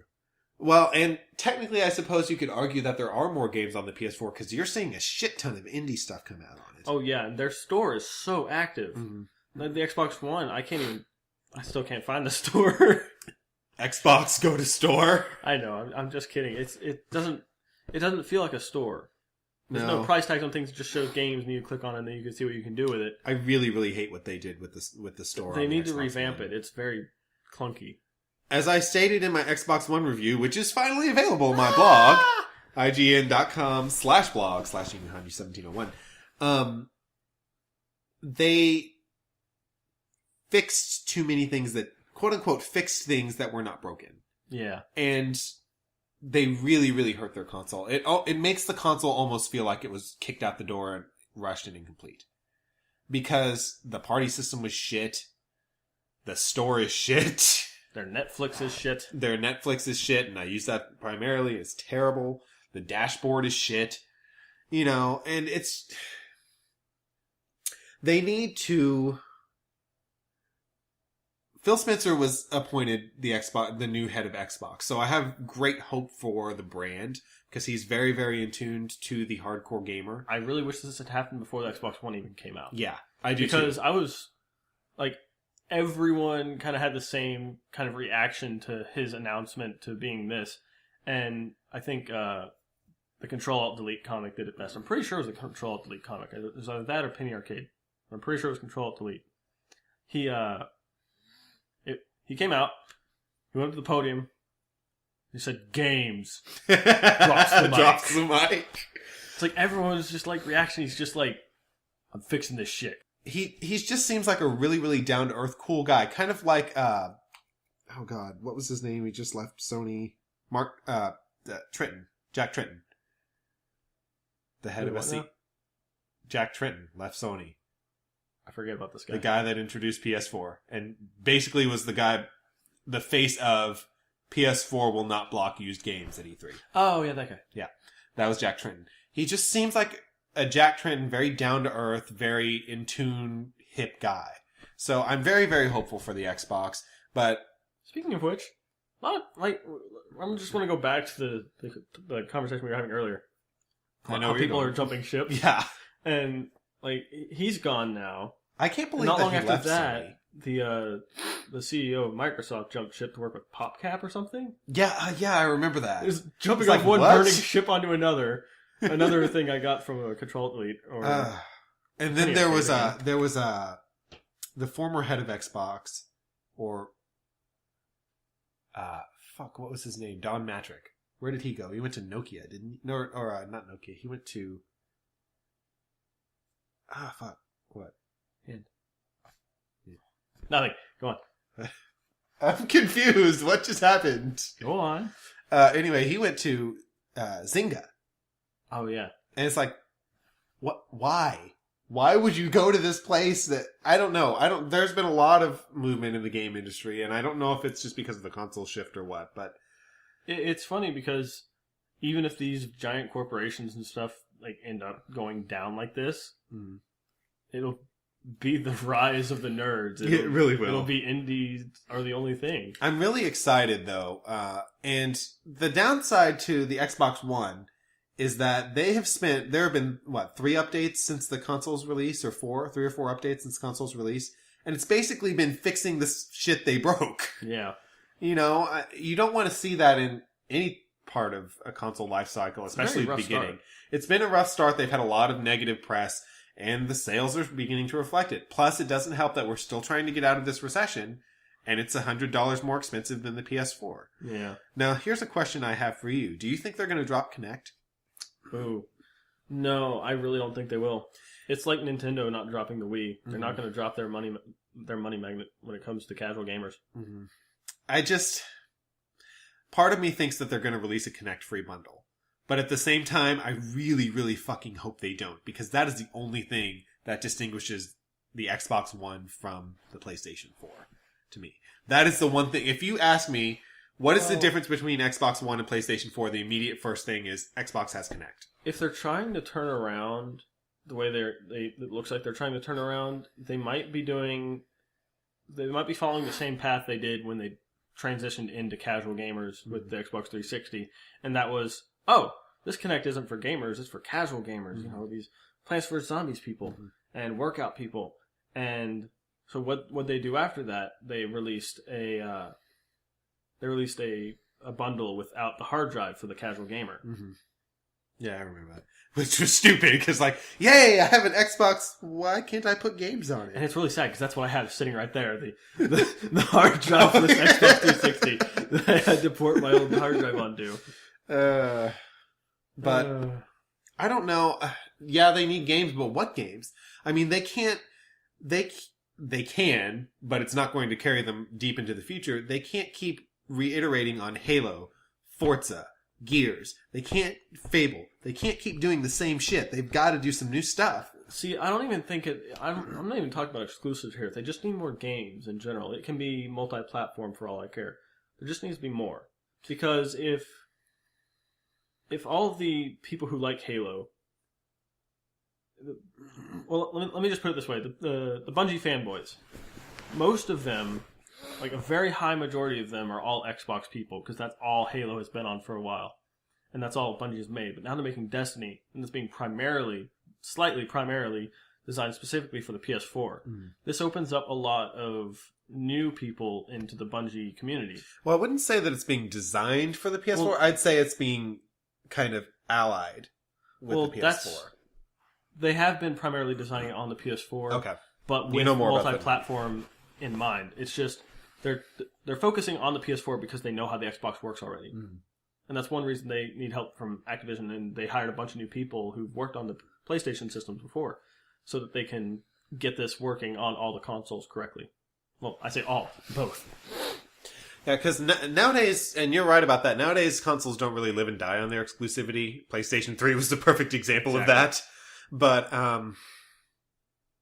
the other thing is they really, to me, the quote-unquote gimmicks that they put into the new consoles, and this is on both of them, on PlayStation 4 and on Xbox One, have been underutilized. Kinect needs to be utilized more. And I think some of it is developers still don't know how to use it. And I think some of it is just developers don't give a shit. And what's really sad is you don't see any impulse trigger. You know, I mean... There was a little bit here and there, but it's not as widespread as we were hoping. And it's not as pronounced as in Forza. Yeah. I mean, and I know that you're not going to want to overdo it because A, it's going to hurt your controller's battery life and, you know, stuff like that. But it's a really cool thing, and I really hope that developers latch onto that. But I also have to wonder if the reason that they're not doing it is because it takes more development time. Especially if you're a multi-platform, because... You look on Xbox One, you go, okay, well, we have to develop a game for the Xbox One that's going to has to be a separate game that we can't just port over because it has to have impulse trigger. It's got to have Kinect. And then PS4 has to have the touchpad thing, you know, and I wonder if that's part of it. That's the biggest problem with multi-platform now. There's too much disparity between the consoles. Whereas we didn't really have that in the last generation. Yeah. So I wonder if exclusives are going to kind of make a comeback in this generation. That'd be interesting. That would be very interesting, but so far... Things like Titanfall haven't really taken too much advantage of it. Yeah, and that... There wasn't anything for Kinect with Titanfall. That was shocking to me, too. I mean... It was a good idea, because I wouldn't want anything with Kinect. No, I agree. But, I mean, it's being neglected, and I'm concerned about that. And if you've got a $500 machine that is living and dying on the Kinect right now because of that extra $100 is going towards that Kinect, and it's not being utilized except for, Xbox, go to Netflix. That doesn't work half the time. Yeah. So, state of Xbox One is... It's a bit iffy. It's definitely the underdog. And here's the thing. Can you think of one game now after Titanfall that you're really super excited for that is an Xbox-centric thing? I'm staring at it. Fortnite? Yes. That's not Xbox. I thought it was Xbox. It's PC.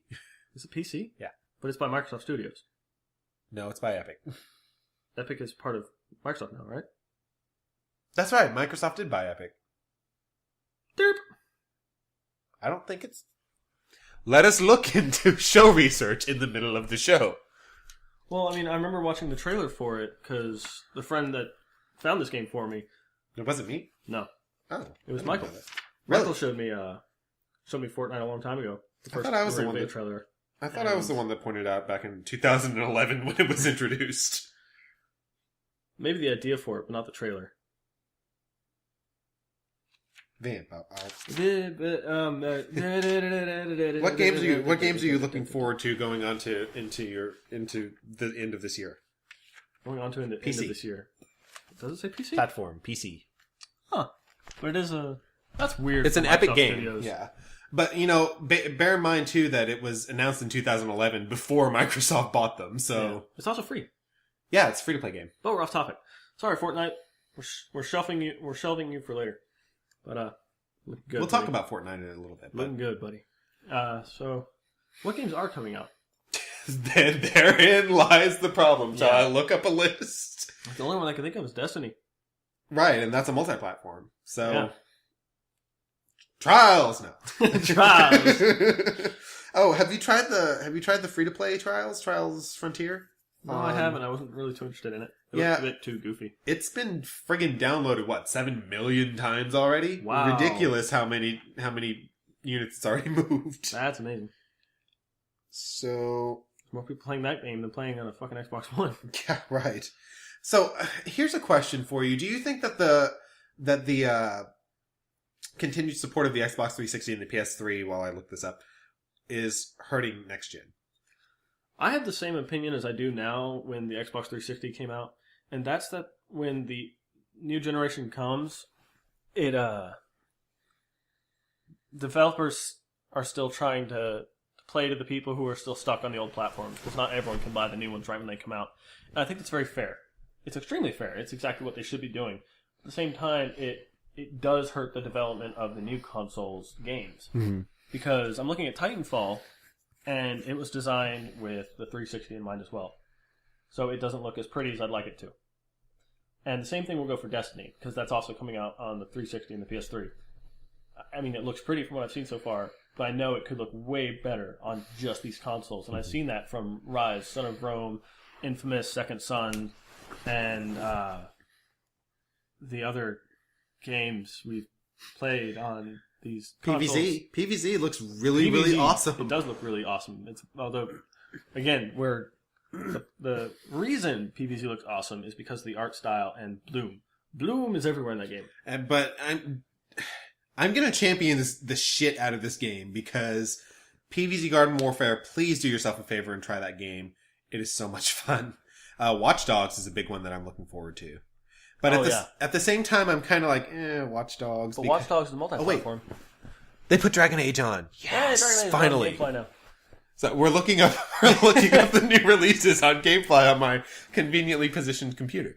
Oh, there's Evolve.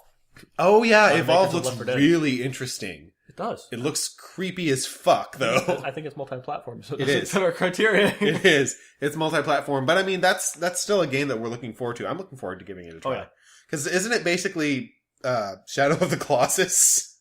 No, not really. It's if you played Left 4 Dead, you can think about the multiplayer mode when the enemy was playing as the smoker, the spitter, and stuff, and there was the zombies chasing, and they were kind of worthless unless you got separated, which happened a lot. I didn't like Left 4 Dead, so I'll let you envision it for the listeners.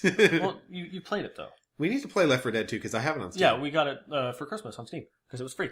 We talked about this before. Mm-hmm. Anyway, if you're playing that multiplayer mode, near the end of each round or somewhere spontaneously during the round, one of the zombie players will be randomly chosen or specifically chosen based on their rank in the match to be the tank. And the tank is this giant, burly tank. And it's basically a more concentrated version of that because it's a 5-player match.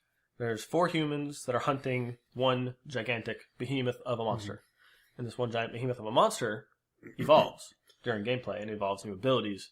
And I think a new look as well. I think it changes its size. I think so. I know Greg Miller of IGN played it, and he was the beast. And I remember hearing him talking about it, and he said it was really interestingly balanced, too. Because he never felt like he was overpowered, is what he was saying. That's something Left 4 Dead, the Left 4 Dead creators are very good at, too. They're very good at balance. Because obviously, they've pretty much specialized since day one on asymmetric gameplay. And asymmetric gameplay is something that's been lost for years. And I love it's back. I love that it's back. I love asymmetric gameplay because on each side you're playing something completely and totally different. And my fondness for these game types like this, I think it started mostly in Halo 2 when the zombie mode started, when you had honor rolls where you'd switch teams if you died to the player that was using the energy sword and you had a shotgun or a pistol. And then they made it a full-on game mode in Halo 3 and Halo Reach and Halo 4. And Halo 4. Which I love. I love that game mode in Halo 4. Love that game mode. I just love the asymmetry of it because it's fair yet different. If you play a game like Battlefield 4, you're playing against people who are exactly the same as you, except they choose different things. And it's...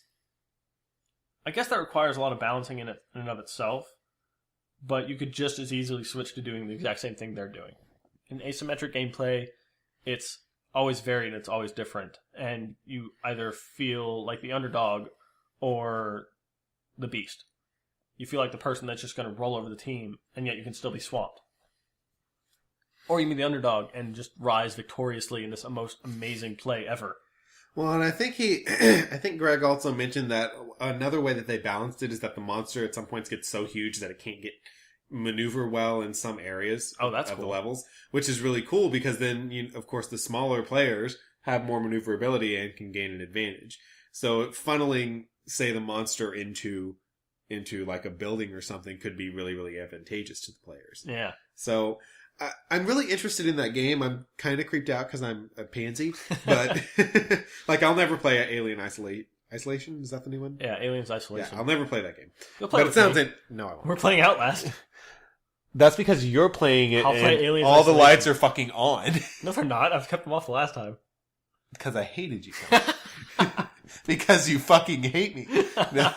But another one that's coming out, I mentioned Watch Dogs, and I'm vamping because I completely lost my train of thought, is Dying Light. That game looks really, really interesting, and it's by Techland, right? Yeah, it's by the people who made Dead Island. And it's basically this more parkour-y Dead Island type game. And it looks very interesting. It looks fun. Fucking gorgeous. Oh yeah, it's very pretty.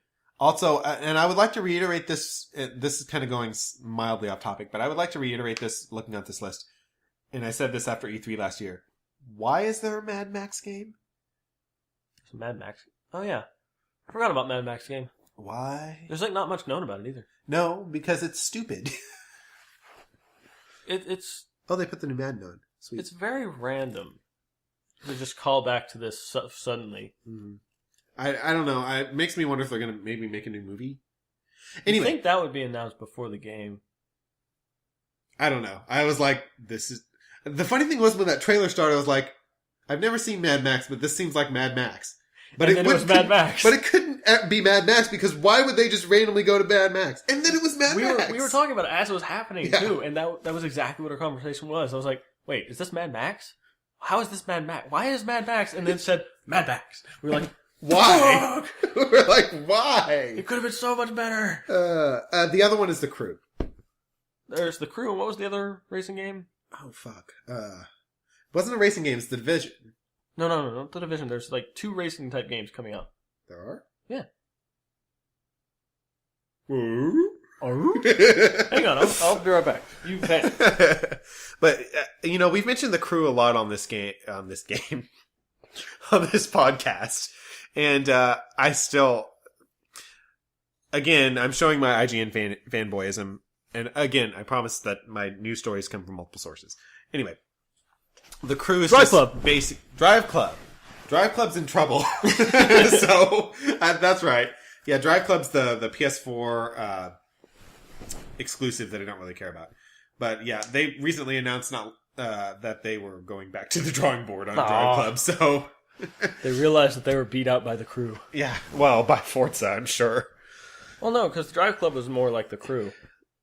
It wasn't open world, though. It wasn't? I don't think so. I think it was the Circuit Racer. Oh.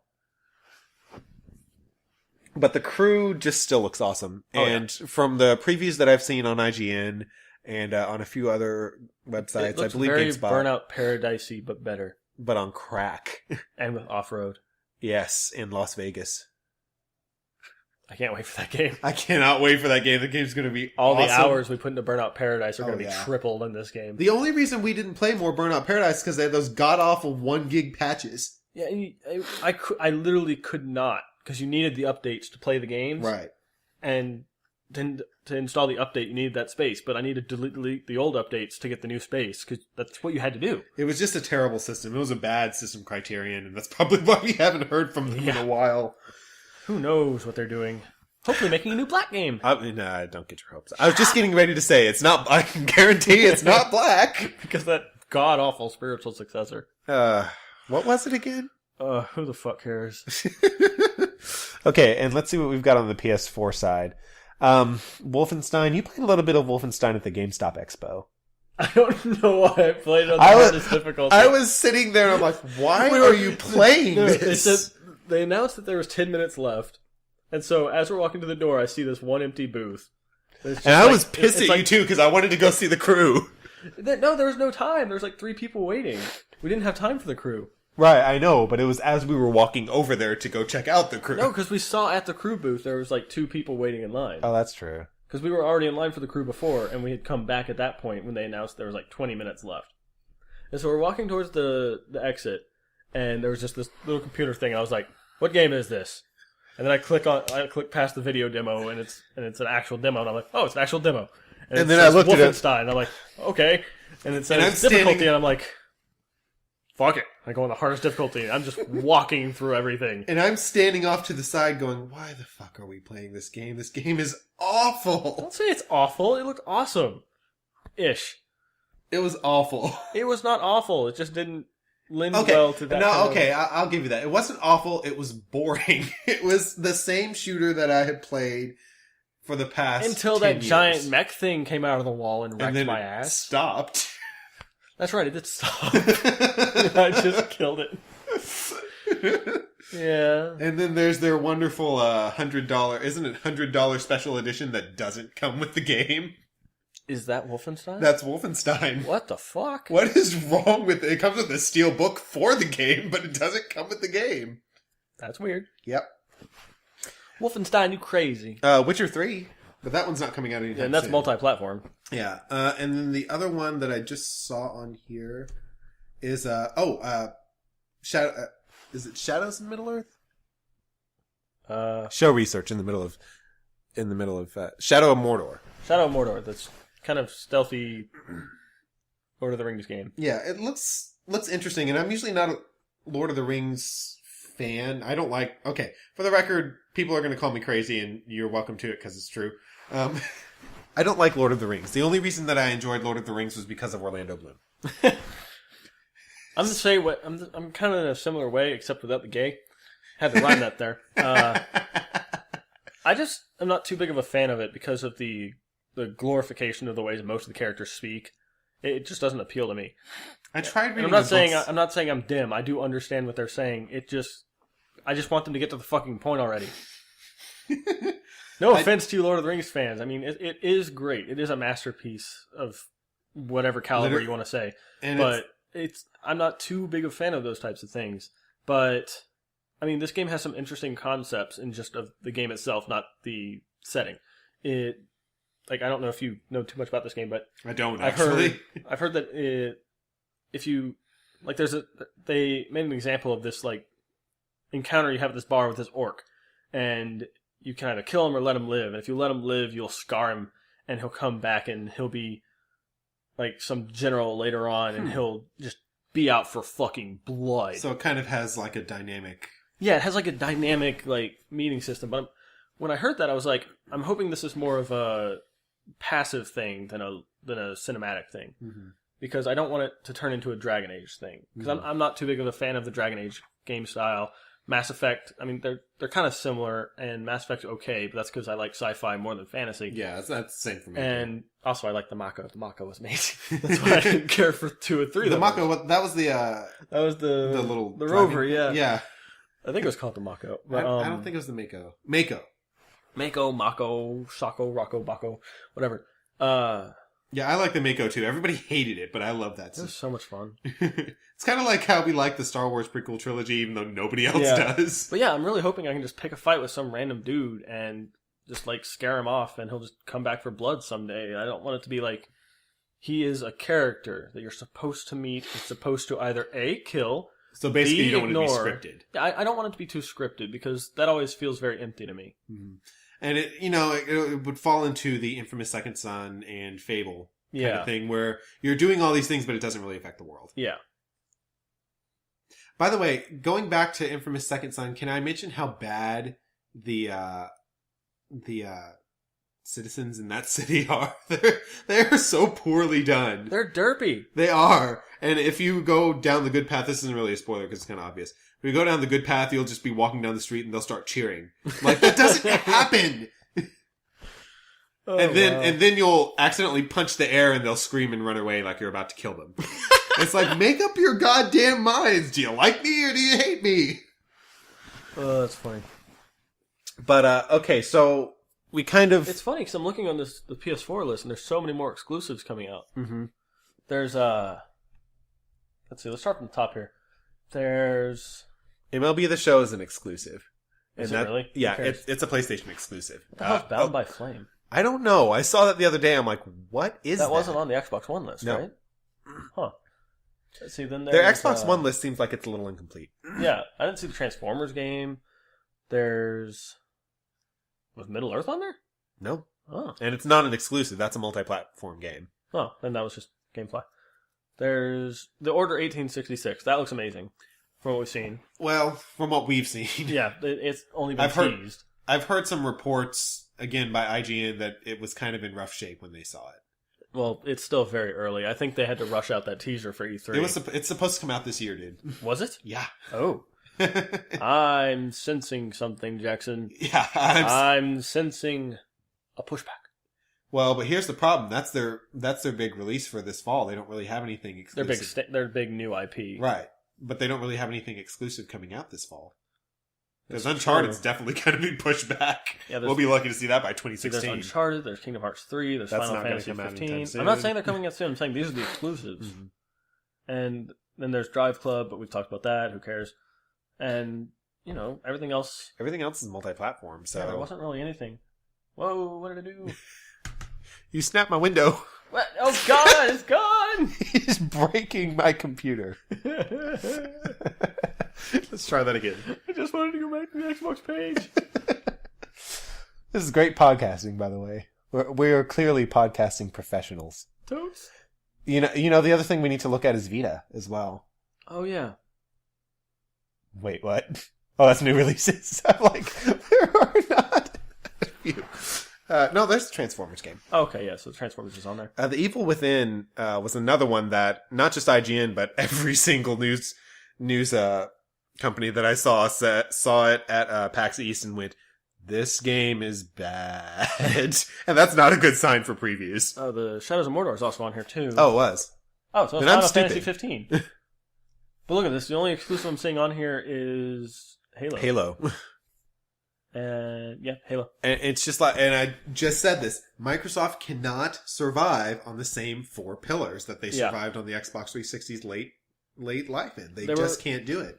They were lucky enough to some way write in three more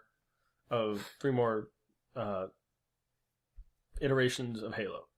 And I think they should have let it lie. And here's the other thing, too. With Microsoft, again, continuing to just milk these franchises, you saw it towards the end of this last console cycle. PS3 really started to gain steam there at the end. Yeah. And it almost overtook the Xbox 360 in lifetime sales. Oh, yeah. So and technically it did because it was on the market for a year less. So, Microsoft, here's the thing. I'm hoping they have an ace up their sleeve. They will. I doubt it, because I'm pretty sure they've just stuffed a bunch of Halos up there. I'm pretty sure they did too, but Phil Spencer's not an idiot, and he knows that they're kind of in trouble and they need something. So I trust him to work pretty hard on getting something for them. Now, what's going to be really interesting this year is E3. Yes.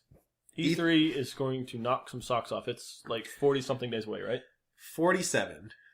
47 days away. And the reason I say that it's going to be awesome, last year's E3 was really fucking awesome. This year is going to be the real E3 because this is where we're actually going to see games. Yes.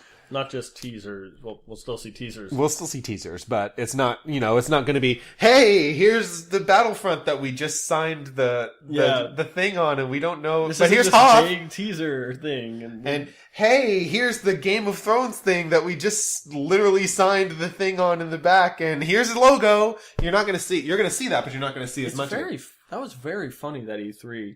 Like was. Those so many teasers and the companies coming out later saying, yeah, sorry we couldn't show you more. We literally just got this on our table. Well, but it's not unusual for a console, for an E3 right before a new console generation. Yeah, but it's just so funny how sudden it was. I think the console developers kind of scrambled for stuff. They did. And You're seeing it in the launch window titles. After Titanfall and after Infamous Second Son, there's nothing. Yeah. For both these consoles. We kind of did get a little off topic, and we're going to touch on E3 in just a second.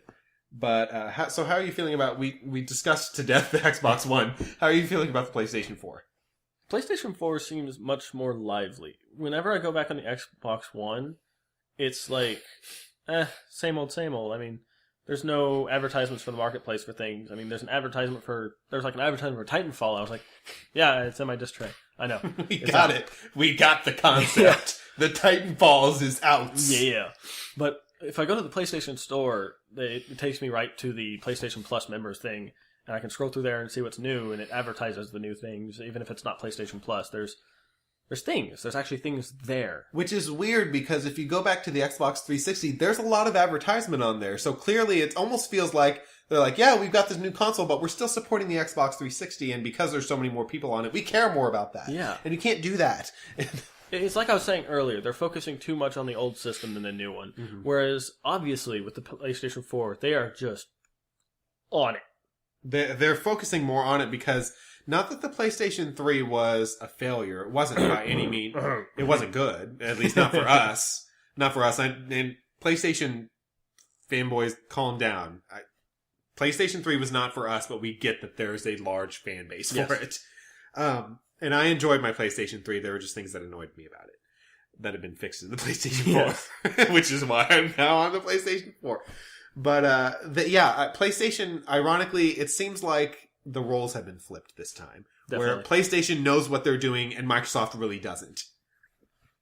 Which is really surprising. Because PlayStation... The reason PlayStation 3 was fumbling so bad, because they were still trying to play the PlayStation 2 game, where they were making a nice console that could do a lot of things for a very long time, and it was a lot of single-player stuff, and a lot of franchise hits that people love and is dear to their hearts, but aren't really... multiplayer. The other thing that's really, really interesting... Well, actually, let me finish one thing real quick, because people are going to say, Little Big Planet! Little Big Planet! Little Big Planet! Yeah, Little Big Planet was good, but... I mean, that was just one thing. I mean, yes, there were some things, but the only thing I was really looking forward to on the PS3 that was big was MAG. And that died. It died horribly. Fast. And here's the weird thing. There were some really good games that came out that were PlayStation 3 exclusives. Twisted Metal was good. PlayStation All-Stars I actually didn't play, but some people say it was really good, some people say it was really bad. What I've seen of it, it doesn't look that fun. Well, to each his own. But again, I haven't played it, so I can't really comment on it. But, I've heard people say both. Oh god, what was the other one? Starhawk. Starhawk was fucking awesome. I've heard that. I never got a chance to play it. I have it if you want to try it. Oh. But, the problem was Sony didn't advertise these games, and when they did, they advertised them shittily. They just fucked it up so bad, and that was part of the problem. That's why their exclusives didn't sell, because Starhawk came out and everybody's like, Starhawk's out, and people were like, what's Starhawk? But there was a commercial for it, but it didn't tell you anything about the game. It's Is really it funny. Shooters? It's really funny because I see, I don't watch TV too much, so I don't know how the TV advertising scene for these gaming consoles is doing. Because I remember back in the day seeing the occasional Call of Duty commercial or something like that. And I was like, hey, I play that. But on the internet, I see more Xbox ads than I do PlayStation ads. And I'm not sure if that's because, how ads work nowadays where it's based on your viewing history and stuff. But I can't play my Xbox on my computer, so I don't know how it's doing this. It's because it depends on what your browsing history is. But my browsing history is more about PlayStation because I'm on it more, so I'm wondering But it was more about Xbox in the past. Not really. Oh, well. Well, why would you have been looking up PlayStation things in the last generation? You don't even have to play it PS3. Well, no, because if you type in Titanfall as a search, you're going to get a lot of Titanfall ads. It's not always the things in the past. Because I looked up things for PlayStation games that were coming up, things like that, but I wouldn't get any ads for them. But I read one article on Titanfall, and just Titanfall ads were all over my computer. I'm not saying I was infested. Of course, Titanfall ads were everybody. Were all over everything close to its release. So. And that's exactly my point. It's like the PlayStation, they don't know how to advertise. I'm not sure if it's just because it's Sony America or Sony in general, because they're a Japanese brand. Right. And they've kind of always had a hard time transitioning over to America. Which I'm not saying. Right, I'm not ragging on them about this. I'm stating facts. They've always done better in Japan than Yes. they have here in the United States. Just like how the Xbox has always done shit in Japan. Yeah. Like, no one buys it. No one knows either why it's always And done. I want to go over this. I don't know if anyone remembers this, but a few years back, like about midway through the Xbox 360's life cycle, Microsoft tried to get the Xbox 360 back into Japan. And so what they did was they made it was kind of like a gaming cafe. It was this giant Xbox store that was. I didn't hear. It was like the Microsoft stores. It came out around the same time as the Microsoft stores, but it was just for Xbox, and people could come in, play the Xbox 360s, buy the Xbox 360s at discounts when they buy games, and they could play the games, all of the games, and no one went. That place died. Nobody really know. I can't say that it's really because it's an American product. I wouldn't say that it's that. Because, Apple does fine in Japan. Do they? Oh, yeah.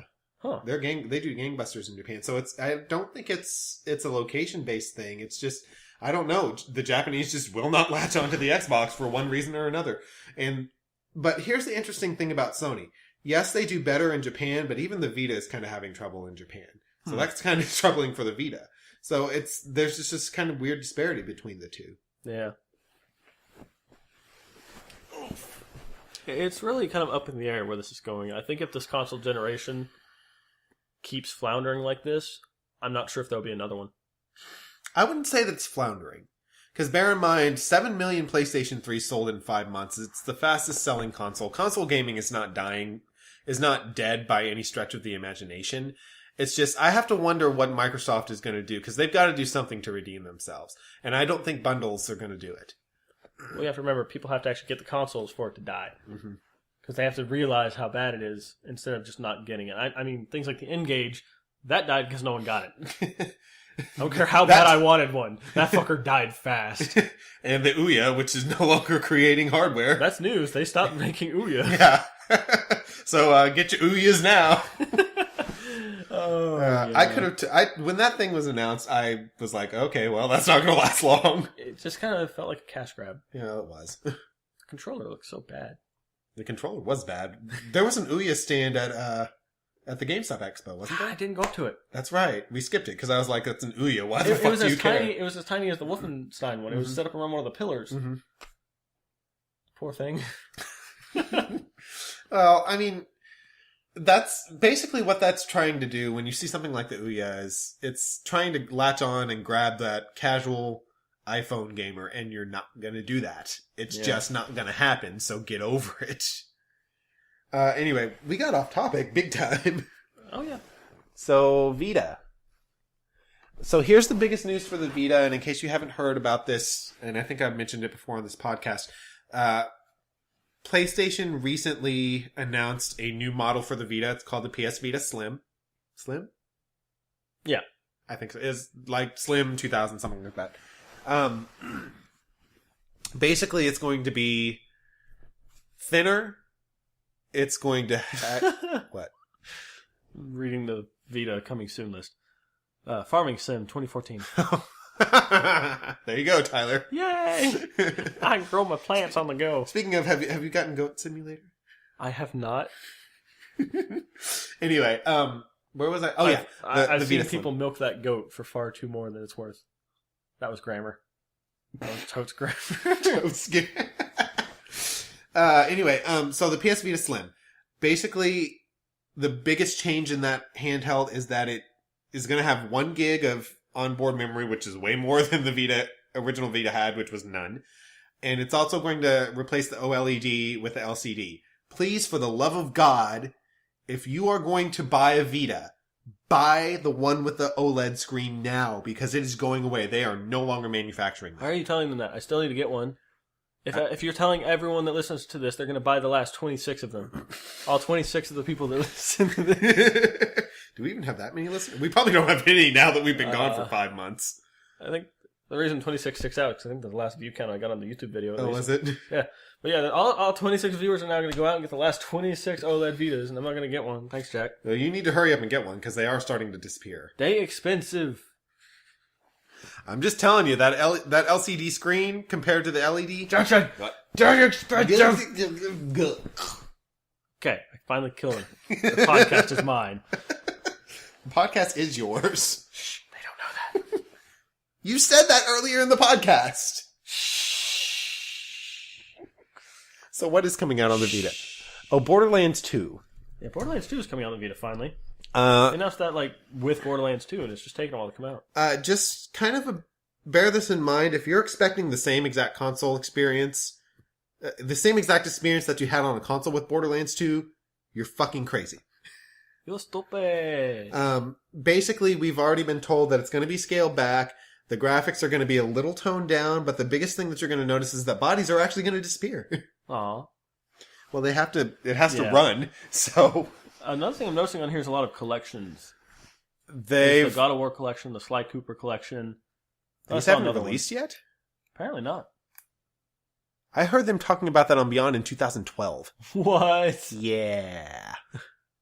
It says they come out in May? Yeah, May. That's weird. I'll actually play the Sly Cooper collection, because I love Sly Cooper. Sly Cooper was fun. I didn't play it too much. But yeah, we're seeing a couple things on this list. There's Borderlands 2, God of War collection, Sly Cooper collection, something called Mind Zero, Hyperdimension Neptunia PP. These are a lot of JRPGs. Yeah. A lot of which you JRPGs. see a lot of on... by the way, Persona 4, play it, please. Do yourself a fucking Is favor. it on Vita? Yes. Yeah, I need to do that. Persona 4 Golden, the best fucking thing ever. Farming Need to play Simulator more. 14 or 2014. I don't know why it's on the Vita all of a sudden. Disgaea 4, that's a big one. Blaze Blue, that's a fighting game, if I'm not mistaken.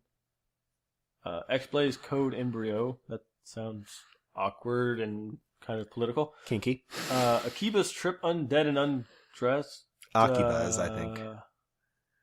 Akiba. So, porn? Apparently. You know how those dating sims go in Japan. Yeah. Disgaea 4.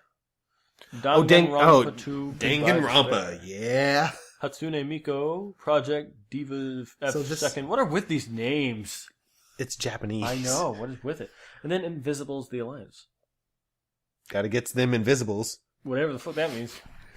I'm suddenly reminded of the PlayStation Minis. I'll have to after the podcast because I don't want to keep bringing up Beyond, but I'll have to after the podcast tell you of the one PlayStation Mini description that Clements did on Beyond. It was hilarious. Thief, I tried... Oh, that was another one that I played. I played Thief on PS4, and that game was not good. It really wasn't. It just didn't have the... It didn't grab me, and the characters were awful. They really were. They were just bad. I couldn't stand to look at the main character. People, were touting that...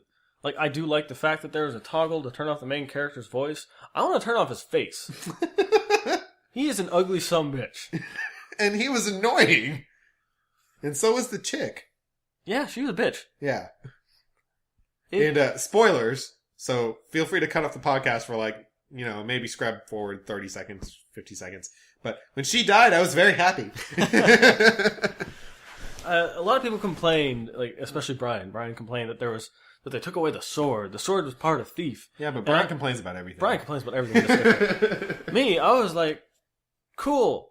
They're actually enforcing Thief.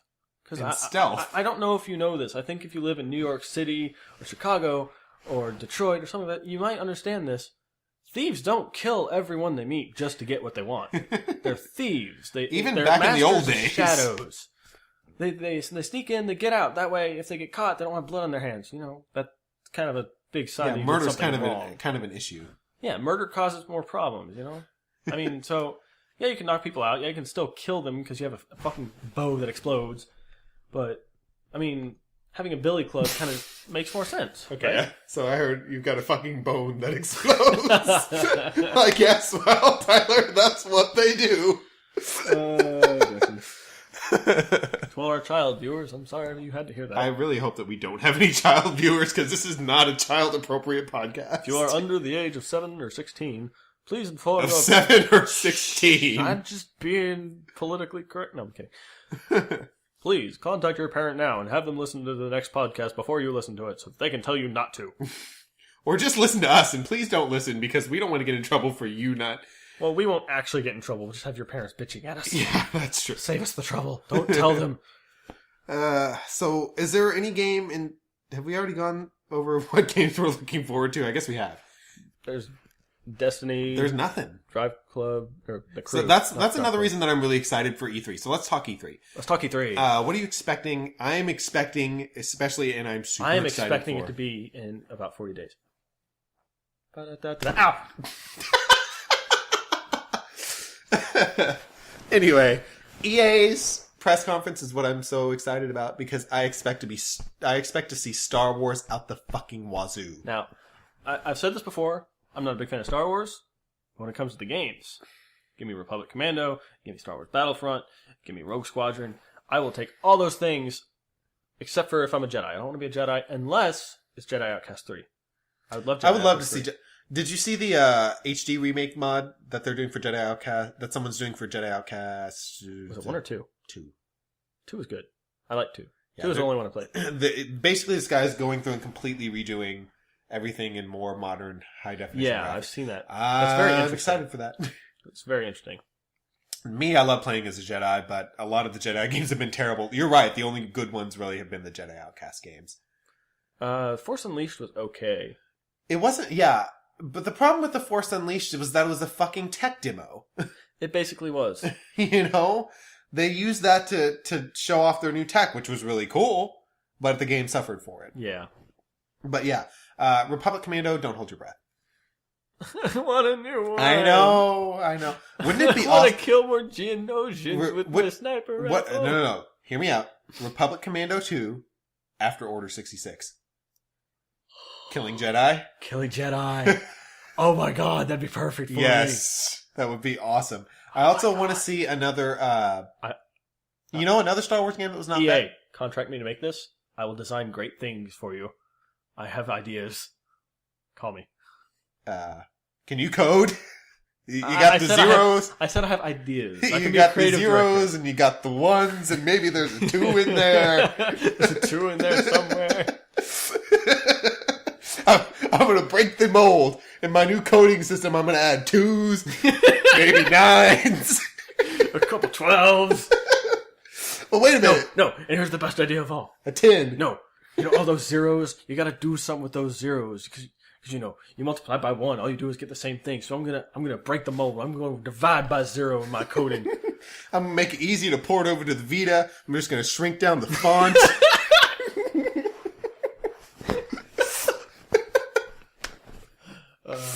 Oh, Lordy. Anyway, another Star Wars game that was really awesome that, and I harp about this all the time, is Empire at War. Yes. What was the RTS before that? Oh, fuck. That was the one that was on the Galactic Civilizations. Galactic Civilization. That game was so fun. Yes, and mostly because it was just Age of Empires and Star Wars skin. That's all it was. It was the same engine, but it was fucking amazing. I just liked having my drones go out and blow up forests. I just liked being the rebels and having my constructors being R2-D2. I think you just like putting in the Ewok code and having a giant Ewok. That was fun. It wasn't giant. It was just small overpowered. and fast and murdering. That was fun. Oh yeah, that game was amazing. We need to play that, maybe. I couldn't get it to work last time we tried. That's right. Now GameSpy's gone, and it was powered by GameSpy. Yeah. And they're not going to go back and patch that. Might be on Game Ranger, though. We'll have to look that up. After the show. After the show. God. The other thing I'm looking forward to is seeing more of The Division. Because it's not going to come out this year. But I'm sure that it's going to be at Ubisoft's press conference. As soon as you heard that after you leave a mission type thing that you would be flared on the minimap for all of the players. I don't like that. Yeah, you weren't too up in arms about this game anymore. No, I'm still excited about the game. I'm cautiously optimistic about that part because I'm like, is it MMO? But something tells me it might be MMO in the way that Destiny might be MMO. That's what I'm hoping for.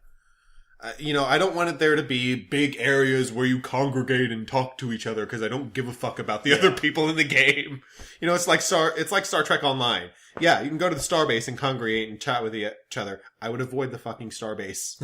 I avoid the fucking starbase unless I absolutely need to go there. So, because I like playing alone or I like just playing with my friends. So I'm curious to hear more about that game. We've kind of heard trickling, seeing more screenshots. The graphics are fucking amazing. The Snowdrop engine looks incredible. I want to know more about the gameplay because they haven't talked about it at all. Yeah, the demo they showed at E3 was amazing looking. That I Steam. love the style, the steam, the hanging lights, the lighting engine, just the way you walk through the buildings, and it just had this creepy, just... It felt very organic. Yeah, it felt realistically, what's the word? Empty. That might be the right word. No, you're right. It felt empty. It felt abandoned. Abandoned, that's the word I was looking for. Sorry, And the way the loot system worked, too, was like, oh, cool, I got this really cool sniper rifle. Mm-hmm. That was really cool, too. You're also, let's see, does Destiny come out before or after E3? When does Destiny come out? It comes out in September. Okay, so it comes out way after E3. That was me not thinking that question through. So you think we'll see Destiny a lot at E3? Most likely. They've just revamped their Destiny website. So I really hope that we see more that doesn't look like Borderlands in Bungie, in Bungie's universe. Because I'm really I pre-ordered Destiny because I have faith in Bungie. Whenever they do a new IP, it always has some sort of groundbreaking thing that changes. All the one time they've done a new IP. Well, Marathon and then Halo. So, I mean, those were 2 new IPs. Yeah, that's true. So this will be their 3rd new IP. Each time it's been groundbreaking. So that's kind of what I've come to expect from Bungie. 4th, actually, because they did Myth. I don't know the one. Not Myth. I don't know. They did some game. I don't remember what it's called. Wasn't Myst, I can guarantee that. No, not Myst. I think it was called Myth. But, so I expect that from them. So I just hope this isn't Borderlands trying to cash in on that.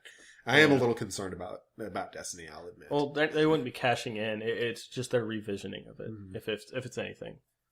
Which, again, they are at their best when they're creating new experiences. Oh, yeah. So, I mean, they are the reason that FPS shooters are as popular as they are, and they're the reason that we have the current 2-gun format in FPS shooters. Yes, and that's the reason why multiplayer shooting is so popular. Mm-hmm. So let's see. What else do you think we'll see at E3?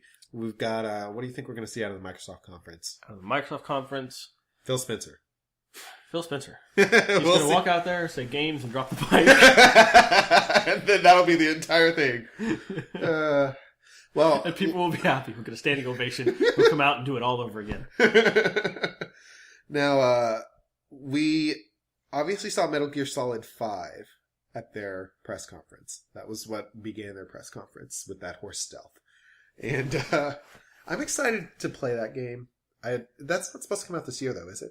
I don't know, honestly. I was kind of weary about it first, because, like, why is everything going open world? I'm not complaining. I love open world. I do, too, but I like certain IPs being the way they are. Mm-hmm. And then I saw some gameplay of how the open world worked. Not for Ground Zeroes, but for the actual game. And I was like, this kind of appeals to me. Mm-hmm.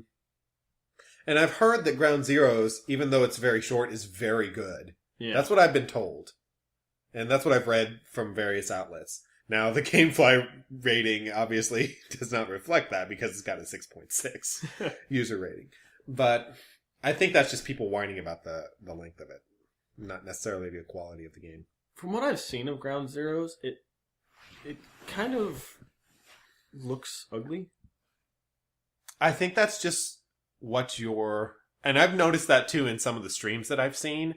But I've also been told that it's a very beautiful game. So it's like, this doesn't make any sense. Well, it's one of those games that looks like it's supposed to be pretty, but it has these like filters to make it run better. Mm-hmm. So I think that might have just been what it was. And I'm hoping the full game doesn't act like that. Well, God knows, because GameFly won't fucking send it to me. So, GameFly. GameFly. At GameFly on Twitter. No, don't say that. Now they'll get the tweet that we just sent out with our voice-activated lamps that automatically tweet whatever you say. Have you not heard about this? No. I saw the article. I didn't read it, but there's this lamp that'll tweet out whatever you tell it to. Oh, Jesus Christ. I just thought of it as like a spying device. I'm a little surprised that Kinect doesn't do that. Me too. Of course, they don't have any Twitter integration, which is weird. Of course, they put Twitter in Xbox 360 and then like, we don't care. They're like, well, we don't care about this. Bye, Twitter. Tweet away, bird. Tweet away. So, let's see. Out of the Sony conference, I expect them to shed a little more light on the Order. And the crew. They both should talk about the crew. Well, bear in mind the crew's going to be at Ubisoft's, because that's there. Oh, that's true. Ubisoft has their own press conference. Yeah. Ubisoft, Please. Rainbow Six. Something. Please. Please. Please. I know you went back to the drawing board on the new Rainbow Six, whatever the fuck it's called. I don't care. I want Rainbow Six, and I want it now. What was the last Rainbow Six game? Vegas 2. Are you serious? That was the last Rainbow Six game? That game was awesome. There were like 18 before that. There was Rainbow Six Vegas, Rainbow Six Vegas 1, Rainbow Six... I still own Rainbow Six. Arch Arrow, Rainbow Six Black Arrow, Rainbow Six... Pooh Arrow. But... Rainbow Six Dark Helmet. No, sir! I didn't see you playing with your dolls again! Please don't sue us. I'd like them to go back to the old Rainbow Six, too. I like Vegas and stuff, but I like being able to plan out what the AI does, because you would have two teams, and you would lead one of the teams, but you would have the other one set up to go about their own little route on this little map you did first off. And there's a lot of games that are going back to that, but that's pretty much all they are. Mm-hmm. They're literally just doing the mapping thing. They're small little indie games, and there's been 2 games recently. One of them didn't fare too well. That are a lot like Rainbow Six Vegas. They're very realistic tactical shooters. Tactical shooters is basically what I want. I want more tactical shooters, and I love that there's a few indie developers going into that. Well, there was also and it's obviously not Rainbow Six, but it's Blacklist, Splinter Cell Blacklist. Of course, that was more of a stealth based than. What are you talking about? You're not remembering Splinter Cell Blacklist? No, you went off topic. What are you talking about? It's not tactical. It's stealth espionage. Okay. Stealth espionage. Wait, is that Metal Gear Solid slogan? Stealth espionage action. It might be something. Whatever. Moving on. This is where you say something. I interrupted you with Rainbow Six. You're supposed to continue. This is how conversations work. I say something, then you respond. It's late, folks. Oh, not as late as usual, though, thankfully. So, Sony's press conference. Here's something I expect them to announce. YouTube support. That would be nice. Yes. A better share button. A video recording thingy that actually doesn't record the thing that I didn't want to record. And a video system that doesn't go into fucking Facebook. Why Facebook? I know. I hate you, Facebook. So do I. Okay. Follow us on Desert Gaming Podcast at facebook.com. No, don't, because it doesn't exist. You're just going to get hits for a place that either doesn't exist or it does. So, and then you'll follow this person on Facebook and it'll be all these racially disparaging comments. Yeah, and we'll be like, no, it's not us. Yeah, we're not on Facebook. We probably never will be. Deal with it. Yeah, deal with it. So, yeah, because the listeners don't know this, but every time I do have a Facebook account, but I keep it deactivated. And I always have way too much fun when I deactivate it, because occasionally I'll go in and activate it if I'm trying to do a contest that annoyingly only goes through Facebook. And I always have way too much fun writing a few paragraphs, because they say, well, why are you trying to deactivate your account? And I always have way too much fun writing a few paragraphs saying why I believe that Facebook is evil and will destroy the world. You know that system? It's kind of like those like hardcore office building things that they display in cartoons with a hardcore boss that's just like an asshole, and there's like a suggestions box that just goes into his furnace. That's what that is. I know, but it makes me feel better. Speaking of Facebook and its evilness, this happened while we were away. Facebook acquired Oculus Rift. I'm so sad about it. I don't understand. And it was approved by the FTC today.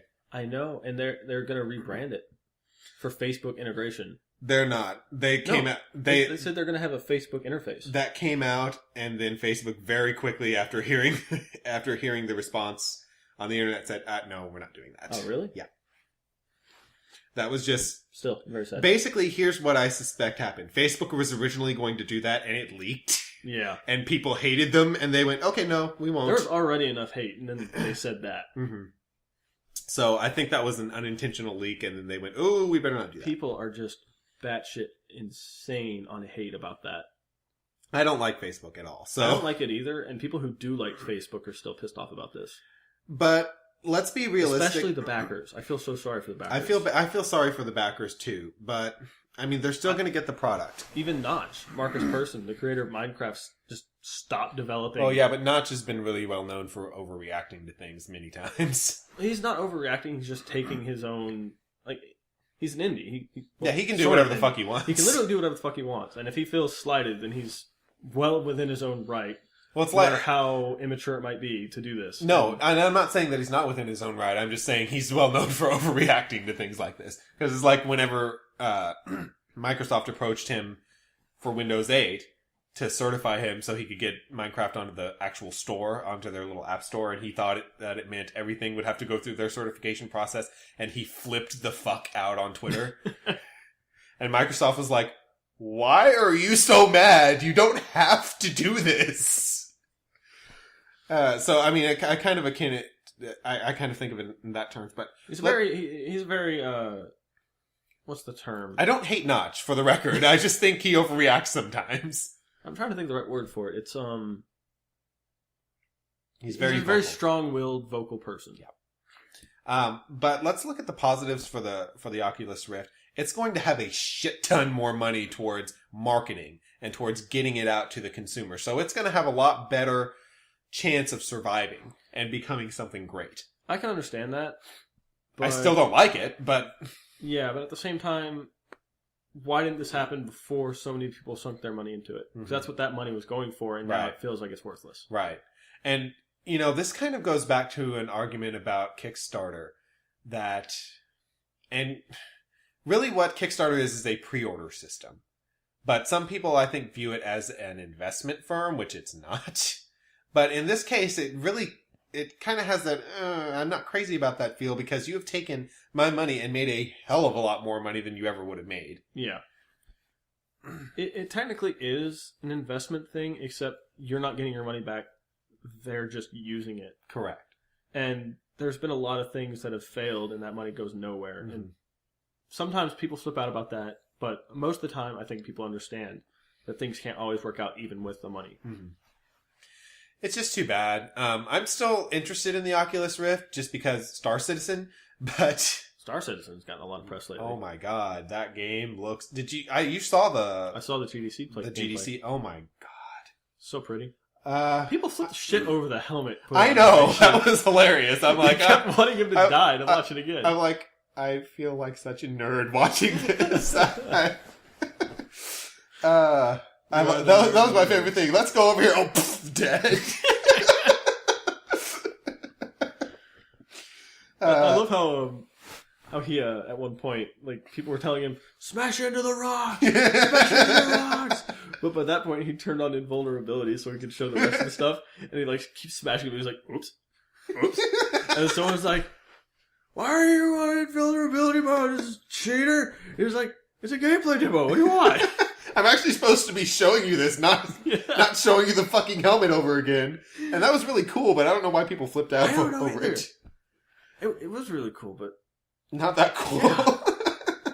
I wonder if I guess Star Citizen will be at E3. Oh, dude, it was at GDC. But that's not surprising, because GDC is really a place for smaller developers to kind of show off. It's for big developers. It's for both. Yeah, no, that's what I mean. It's not really for consumers. So I'm surprised that kind of thing happened there. That's true. There were a lot of reveals at PAX East that I was... sorry, this is going off. GDC and PAX East. There were... Was that Star Citizen at PAX East, or was it at... It was PAX East, it wasn't GDC, sorry. Oops. Once again, getting kind of late. I'm so professional. But yeah, there was a lot of news and reveals coming out of PAX East. It was really surprising. But I don't remember any. They announced PAX South. This is not a joke. They really did announce that. It's going to be in Texas in January. That's not too bad. It's closer for us. We can go to PAX South. Well, if we're going to go to a PAX, we're going to go to PAX Prime. That's true. In San Diego. It's not far. San Diego. I thought it was in Seattle. No, it's in San Diego. Or am I thinking... No. You're probably right. I'm thinking Comic-Con. It's in Seattle. I'm thinking Comic-Con. Sorry. Once again, late. So is there anything else? We kind of covered the Microsoft conference. Back on topic. Let's talk about the Nintendo conference. What are you... let me just get out there right now and say it. I'm expecting a new Mario game. Duh, you think? No, I'm expecting Smash Brothers. Well, they've already shown a lot of Smash Brothers. Yeah, but they're going to show more Smash Brothers. Why is Greninja? I love Greninja. He's an awesome Pokemon, but why is he playable? You know, I'm not a big Smash Brothers fan, but that game looks fucking amazing. The graphics. Finally, we actually get to see what the Wii U is capable of graphically. Are you getting it on the Wii U or are you getting it on the 3DS? Oh, I'd get it on the Wii U probably, just for the more powerful graphics. And I'm not going to get it. I'm just going to rent it, because like I said, I'm not a big Smash Brothers person. So, because I'm sure when you rent it, you let me come over so I can play it with you, because that's what it's made for. Ass. Do you think that they're going to do anything to the Wii U? To make it more appealing? Or, I mean, there's not much that they can do. A Wii U Black. They already have a black console. A Wii U Black and Blue. They already have a black and blue console. A Wii U checkerboard. You can play chess on it. Foot and mouth syndrome! I would think it would be interesting. I would like to see Nintendo maybe release a revamped version of the gamepad. Maybe with, I don't know, multi-touch? Or maybe a multi-touchpad support. That would be nice, but... Impossible. No, not necessarily impossible, but it would be like, how much is that thing? Because I can guarantee you it would be at least $150 to buy another one. I mean, impossible because they're too... I'm not going to say stupid, but I think you know what I'm getting at here. I think they're too... out of touch. I think they're too up their own arse. The problem with Nintendo is they still are living in kind of the early 2000s. A little bit, yeah. You know, I mean, they're still kind of realizing that the internet is the thing. Yeah. It's really sad, too. But... Still need to go back and play Galaxy. So do I. I played a little bit of it, but I never finished it. I wouldn't expect much from Nintendo. Yeah, me neither. I expect them to trot out a few third parties. Or try to, anyway. Yeah. Yep. What about Ubisoft? We'll see The Crew. I expect a release date for The Crew. I'm really hoping something about Rainbow Six, but the last thing we've heard about Rainbow Six is that it might be canceled.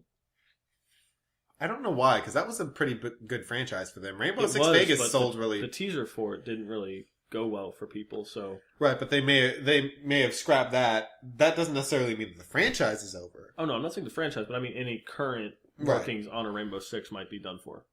Well, I don't think they can pull the same surprise that they've done for the past 2 years.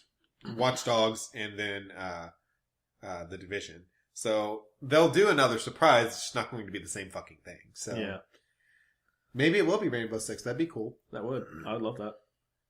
I'd like to see what some of going back to kind of Sony's press conference. I would like to see what the rest of their studios are doing because we only know what a handful of them are working on. Yeah, and there were supposed to be over 100 games to come out for PlayStation 4. Now, granted, they're well on their way, but I'd like to know what they are. Some of them are. See, there's going to be more about Assassin's Creed games, those two. God, of course. There's going to be... I'm a little burnt out on Assassin's Creed myself. I got burned out after 2. But you need to play Black Flag. Black Flag's awesome, but I'm still a little burned out on it. I didn't even play Black Flag because I played Assassin's Creed 3, and that was a very refreshing experience for me. I loved the new environment. I loved the American Revolution setting. The problem with Assassin's Creed 3 is that it got boring. It did a little bit. And I felt like they were a little wishy-washy on some of the topics. I think they could have... I mean, granted, it would have rubbed people the wrong way, but that's kind of what that era did. Yeah. Talking about, I mean, they could have done a lot more with slavery. They could have done a lot more... It seems like they even glanced over the whole racism thing. You're walking through... Well, that's what the next one's for. Well, but I mean, you were walking through an American colonial town that is true. As a Native American, and no one seemed to give a fuck. That's which true. They would have. So, I mean, you're right. The new ones seem like they're going to touch on that more, but let's see if they're going to be, wishy-washy again about it or not. Well, no, it seems very upfront about it. You're building an army of slaves to be free. So, I mean, come on. And it's based on the Black Flag engine. Mm-hmm. So it's going to look good. And I think that's the one for Xbox 360 and PS3. We need to get ready to wrap this up because we're fading fast. Oh yeah, we're losing it here, folks. But I don't think there's anything else really that we can say on E3 for now because there's nothing that is leaked. Yeah, nothing's leaked. I would expect it if it does. I didn't even realize E3 was coming up until a couple days ago when I saw. I guess it was yesterday when I saw a counter saying 48 days till E3. That would be me that retweeted that from IGN. That was you, wasn't it? I was like. I saw that and I had the same reaction. I was like, what? What do you mean? I don't even know. I usually pay attention to PAX news, but there just wasn't really that much interesting. I saw actually quite a bit of news coming out of PAX. Can't think of a damn thing. Exactly. But exactly. There's nothing memorable. Yeah. E3 always has memorable stuff. Mm-hmm. Except for the year before last. Well, when nothing happened. Well, yeah, talk about memorable. How about Wonderbook from PlayStation? What was that? That was that PlayStation Move thing, J.K. Rowling. Oh, Wonderbook Book of Spells, and everyone was like, why are you spending so much time on this piece of shit? Why are you here? Exactly. Go back to your Hogwarts. And the hilarious thing, and I was listening to an old podcast, the hilarious thing is they brought up J.K. Rowling couldn't even be bothered to say anything about it. They just had this written thing statement from her. So he couldn't be bothered to make a video for anything or anything like that. It was just bad. Wow. But Sony's kind of gotten their act together a bit. I want to see more about the Vita out of Sony. That would be nice. Because the Vita is still hurting, and they really have got to push it more. Sony has a tendency to give up on things easily, I've noticed. That's what I'm worried about. And the last-ditch effort was the PlayStation 4. Now, I will say this again. If they bundle the Vita and the PlayStation 4... Oh my god. Fucking, that is the best goddamn box I've ever seen. I might have to get that. I'll have two PS4s. I was about to say, why would you need another PS4? It's such a good deal. I would go for it. Well, I mean, it's just like... There's been some really killer deals on next-gen consoles. There was, and I told Brian about this. There was a deal for the Xbox One. Came with Titanfall. Came with Forza 5. It was $460. Right. That is insane. Very. So, anyway. But I think we better wrap it up. I think so. Because we are starting to fade. And we pretty much hit on everything that we want to talk about. Yeah, we even suddenly started talking about E3. That wasn't even on the planner. It was on the planner. It was right there at the end. Where? Oh. Smart one. That's part of the main topic of the day. It is part of the main topic. That's one of the bullets on main topic. Fail. Yes. And with that, this has been Desert Gaming Podcast, episode 6. Episode 6. It's time to plug our shit. As my whiny co-host was saying, Jack's got his Xbox One review available on his blog out. Yeah. And he's working on his PlayStation 4 review because he's an ass. Okay. Let's try this again. I know. I went over that shit. We're done now. We're past that. Ow! Jackson's an ass. I think I may have killed him. Anyway. So with that, this has been Desert Gaming Podcast, episode 6. Thanks for listening. Let's plug things. Time to plug things. So, as I mentioned earlier, I did finally finish my Xbox One review, and it is available on my blog for everybody's reading pleasure. I've already gotten actually a couple of pretty nice comments on it, so I really appreciate those people that commented on it. It is available, of course, at ign.com/blog. ign.com/blogs/Inuhanyu1701. The next thing that I'm working on is the PlayStation 4 review, and I've already got the outline kind of written up for that, so I'm going to be starting on that ASAP. And I hope I won't take as long as I did with the Xbox One review. Jack, do you hear that? Tweet. Tweet, tweet. Do you hear it? Are we going to plug anything for you? It's not on here. That's because it was... Oh, yeah. Thanks. Yeah. I'm also going to try, and I've said this before, I'm going to be trying to blog a little more, so, okay. Keep going. Ow! Check up on that, as well, and I just gave you my blog. Also, please feel free to leave me constructive criticism. Always, always welcome, and thank you for yours the other night, by the way. Yeah. In these paragraphs. Thank you. I was going to high-five you, you dumbass. You've been hitting me the past hour. Are you working on anything? My YouTube channel is very barren right now, and I say this every single podcast, and I'm working to fix that. Well, you've been busy job searching too. So. I have been busy job searching, and once I have a job, it'll be even harder. But you'll at least have money coming in. That's true. So, send me monies. No, please don't. That's illegal. I wouldn't say illegal. No, it is illegal. If I get over 2,000, I'll pay my taxes on it. No, you can't solicit money on the internet. No, I'm just kidding. Don't send me money. Please don't. I don't want to be jailed in a white collar prison. But yeah, I'm working on that. I know I've said I'm going to stream a lot, but I haven't felt like playing much that's streamable. Well, shit has been going on. That's why we haven't been on the air. So hopefully we'll get your channel back up and running. Indeed. So Twitter. We're on Twitter. Tweet. It's a majestic Twitter bird. Tyler Let me finish my joke. You cut me off. Bastard. Tyler is at Fawkestrot. That's FAWKES_TROT. And I am at Inuhanyu1701. That is INUHANYOU1701. And we're actually going to have a third Twitter handle to give out pretty soon. Dun, dun, dun! Cliffhanger. Da, da, da, da. Thanks for listening. It starts with a K. Da, da, da, da. Actually, no, it starts with an R. No, I thought it was K. No, it's an R. Wait. Yeah, it's K. No. Yeah. Oh, yeah, that's this other thing. It starts with a K. So thank you for listening to our incredibly insane podcast. Remember that we're currently only available on Tyler's YouTube page due to storage constraints on our Podomatic account. Is that still not fixed?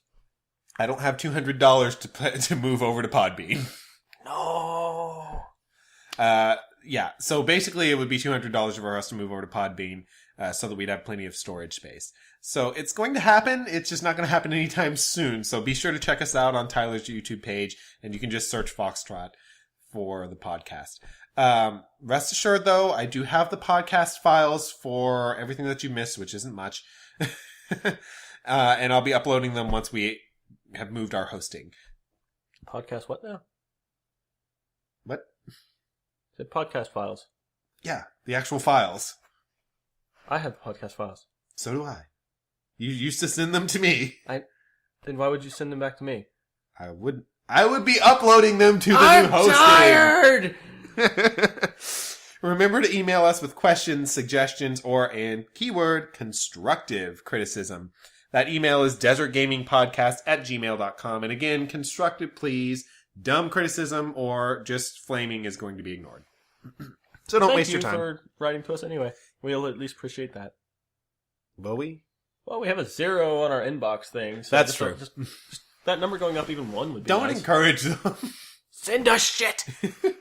Please don't send us literal shit. That would be gross. You can't send that through the internebs. You'd be amazed. Pictures worth 1,000 words. Oh my god.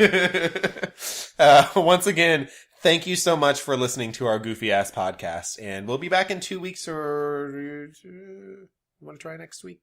We can try next week. We can try next week, so we'll see how our scheduling goes. I have to look at my schedule. We'll see if we have any tech issues with this one first. Yeah, there is that. Hopefully technology doesn't eat our fucking podcast again. Yeah, that'd be bad. Indeed. So anyway, we'll see you in either a week or 2 weeks. Later, everybody. Bye-bye. Woo! We're clear.